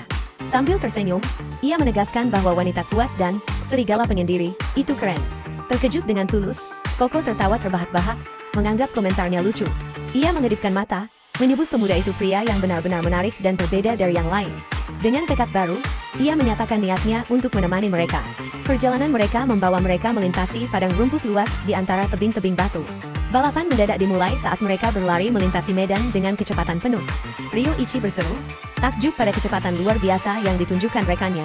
Ia terengah-engah, bertanya apakah wanita itu bisa mempertahankan kecepatannya yang mengesankan. Dengan tekad yang kuat, Koko mengkonfirmasi bahwa tentu saja ia bisa terus melaju. Dari dalam mekanya, salah satu gadis berseru bahwa mereka berlari terlalu cepat. Kedua pelari itu hanya terlihat seperti bayangan di kejauhan, melampaui mesin tersebut. Menonton dari kokpit, gadis-gadis itu meratapi bahwa mereka tidak bisa mengejar meski dengan kecepatan penuh. Lari cepat yang mendebarkan itu berakhir saat mereka berhenti di dekat air terjun. Terengah-engah. Di clearing yang tenang itu, mereka berdua mengatur nafas karena kelelahan. Ryoichi tertawa, mengakui ia mungkin sedikit terbawa suasana. Koko menjelaskan bahwa harga dirinya mengambil alih, namun ia menganggap balapan itu menyenangkan. Tiba-tiba jeritan melengking menghancurkan momen damai mereka, mengejutkan keduanya. Ryoichi meraih kapaknya, membunyikan alarm kepada Mare dan Moa. Mata Koko menyipit dengan fokus mematikan saat ia merasakan ancaman langsung. Sesosok monster besar menyerang mereka tempat kedua gadis itu bersembunyi. Tanpa ragu, Koko menghunus katananya, bilahnya berkilau terkena cahaya. Ia mengatakan gaya bertarungnya, gaya arus, dengan kepercayaan diri yang tak tergoyahkan. Bilah pedangnya menjadi bayangan saat ia melepaskan rentetan tebasan yang ganas. Hujan musim semi, yang kacau itu mencabik-cabik monster tersebut seketika. Dari keamanan mereka, gadis-gadis itu berterima kasih kepada Koko, menyebutnya sangat keren. Ryoichi juga sangat terkesan, memujinya sebagai petualang tingkat tinggi. Koko berkata bahwa musuh ini seharusnya mudah bagi pria yang telah mengalahkan Shout Bear King. Pemuda itu dengan rendah hati bersikeras bahwa keterampilan tempurnya biasa saja, namun ia sulit dihabisi. Ketertarikan Koko memuncak saat ia menyebutkan kemampuan penyembuhan. Ia membandingkan kekuatannya dengan kemampuan regeneratif Beastman Kadal. Koko dengan nakal menyarankan latihan tanding untuk menguji serangan fatal pada pemuda itu. Gadis-gadis mengamati bahwa mereka telah menjadi teman baik terlepas dari pembicaraan yang berbahaya tersebut. Adegan beralih ke pagi berikutnya di perkemahan mereka yang tenang. Dua tenda dom berdiri di keliling hutan saat matahari terbit. Wajan berisi sosis berdesis di atas kompor portabel kecil. Ryoichi, yang mengenakan celemek, mengucapkan selamat pagi kepada gadis-gadis dan mengatakan sarapan. Di dalam tenda mereka, Mare dan Moa terbangun karena aroma makanan yang lezat. Mata Ryoichi tiba-tiba membelalak kaget karena sesuatu yang dilihatnya. Pemandangan itu adalah Koko yang sedang mandi di dekat sana, hanya terbungkus handuk. Benar-benar gugup, ia menjatuhkan wajan panas tepat ke kepalanya. Moa dengan ceria menunjukkan wajah kakaknya yang penyok, namun akan segera sembuh. Setelah makan, mereka memutuskan untuk mengemas sisa makanan dan menuju Arrow. Sebuah kereta kuda berderak di sepanjang jalan menembus hutan. Di dalam, kelompok itu merasa lega telah menemukan stasiun rel lain menuju Arrow. Salah satu gadis bertanya mengapa mereka pergi ke sana, dan yang lainnya mengingatkan bahwa itu karena naga. Koko mengungkapkan keterkejutannya pada naga kembar yang meninggalkan keturunan. Sebuah kilas balik menunjukkan Koko mudah mendengar tentang bencana di tanah airnya. Salah satu gadis dengan penuh semangat bertanya seperti apa kampung halaman Koko. Koko menjelaskan bahwa itu adalah sebuah pulau bernama Ichigu di Kepulauan Kokanatu. Ia menggambarkannya sebagai negara Beastman yang indah dan terkenal dengan buah-buahannya. Kembali ke masa kini, kereta mereka melanjutkan perjalanan melintasi dataran. Ryoichi melihat peta, menambahkan kepulauan tersebut ke dalam daftar tempat yang ingin ia kunjungi. Koko menoleh kepada Ryoichi dan bertanya apakah ia berasal dari pulau ini. Pemuda itu menjelaskan bahwa ia berasal dari tempat yang sangat jauh dan tidak akan pernah bisa kembali. Ia menambahkan bahwa ia tidak menyesal karena meninggalkan rumah membawanya bertemu Mare dan Moa. Koko tersenyum hangat, setuju bahwa meninggalkan tanah airnya membawanya bertemu mereka. Ryoichi memandang keluar jendela, berharap misinya bebas dari masalah. Tiba-tiba, seekor naga menukik turun dari langit dengan kecepatan yang mengerikan. Kuda-kuda meringkik panik, membuat kereta berhenti secara mendadak. Di dalam, kelompok itu terlempar ke sana kemari, mempertanyakan kekacauan yang tiba-tiba. Mereka melihat keluar dan mendapati naga kolosal melayang di samping mereka. Mata reptil naga itu melotot, pupil celahnya terfokus pada mangsa barunya. Kemampuan appraisal milik Ryoichi mengungkapkan statistik level tinggi yang gila dari naga tersebut. Binatang monster itu membuka mulutnya, mengeluarkan raungan yang memekakkan telinga. Koko memperingatkan Ryoichi bahwa serangan nafas akan datang. Saat mulut naga itu bersinar merah, ia berteriak agar semua orang berlindung di belakangnya, siap untuk bertahan. Ia secara instan mengaktifkan teknik God Level Clone, menciptakan dua salinan dirinya. Naga itu melepaskan aliran api yang meraung ke arah kereta. Ketiga Ryoichi merapalkan perisai es berlapis masif untuk menahannya. Nafas api itu menelan perisai, menghanguskan tanah di sekitar mereka. Naga itu berputar di langit di atas kereta yang terlindungi, bersiap menyerang lagi. Kereta tetap utuh, terlindung dari ledakan dahsyat tersebut. Mare dan Moa saling berpelukan, dengan gemetar bertanya apakah mereka masih hidup. Koko bertanya apakah Ryoichi baik-baik saja. Ia mengkonfirmasi, namun perisai dan klonnya terbakar habis. Wanita itu melihat luka bakarnya sendiri yang parah, bersikeras bahwa mereka butuh perawatan segera. Lengan Ryoichi sudah mulai sembuh, dan ia menganggap lukanya bukan apa-apa. Ia menyadari mereka tidak bisa lari dari naga tersebut, dan harus menemukan cara untuk melawan. Ia merasa putus asa, bertanya-tanya apa yang bisa mereka lakukan melawan musuh terbang dengan perbedaan kekuatan yang begitu jauh. Koko bertanya apakah Ryoichi bisa memahami kemampuan naga tersebut. Ia mengkonfirmasi bahwa ia bisa, menggunakan keahlian yang disebut God Level Appraisal. Sebuah layar status menunjukkan statistik Koko yang hebat, namun tetap tidak cukup. Koko terdiam, ekspresinya menunjukkan tekad yang suram. Ia berdiri, Tangannya memegang pedang, siap menghadapi binatang itu. Ryoichi dengan mendesak memperingatkannya untuk tidak keluar ke bahaya. Naga itu hinggap di atas kereta, yang dicatat Ryoichi bahwa naga ini masih muda. Koko melompat ke atas atap, menyatakan bahwa naga itu bukanlah pejuang sejati. Ryoichi dikejutkan oleh anomali aneh yang ia rasakan pada status wanita itu. Ia melihat gangguan saat Koko memasuki kondisi konsentrasi mental yang dalam. Wanita itu menghadapi naga tersebut dan meminta Ryoichi untuk memberinya waktu hanya 5 detik. Ryoichi terkejut, mempertanyakan bagaimana mungkin ia bisa mengulur waktu selama itu. Naga itu menukik bukan ke arah Koko, melainkan langsung ke arah pemuda itu di tanah. Kaki bercakar masif turun ke arahnya dengan kecepatan menakutkan. Dengan teriakan menantang, Ryoichi mengangkat kapaknya untuk menangkis serangan tersebut. Dampaknya membuatnya terhuyung mundur, namun ia berhasil menepis hantaman itu. Ia menancapkan tumitnya, bertahan melawan kekuatan yang sangat besar. Gadis-gadis meneriakkan namanya saat ia terlempar ke belakang oleh kekuatan naga. Ryoichi mendongak, kekhawatirannya sepenuhnya terfokus pada keselamatan Koko. Seekor naga masif berputar di langit, membuat Ryoichi bertanya-tanya apakah ia akan menargetkan mereka lagi. Koko, sang pendekar pedang bertelinga rubah, berdiri tegak dan siap untuk bertempur. Wujudnya diselimuti energi. Tatapan Ryoichi tertuju pada binatang yang berputar itu, kekhawatirannya terasa nyata. Appraisal mengungkapkan statistik Koko. Level 68, namun kekuatan pertahanannya secara mengejutkan adalah 0.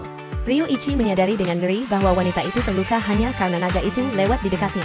Ia memahami bahwa serangan langsung padanya akan mengakibatkan kematian instan. Naga itu tiba-tiba melipat sayapnya, memulai tukikan mengerikan ke arah tanah.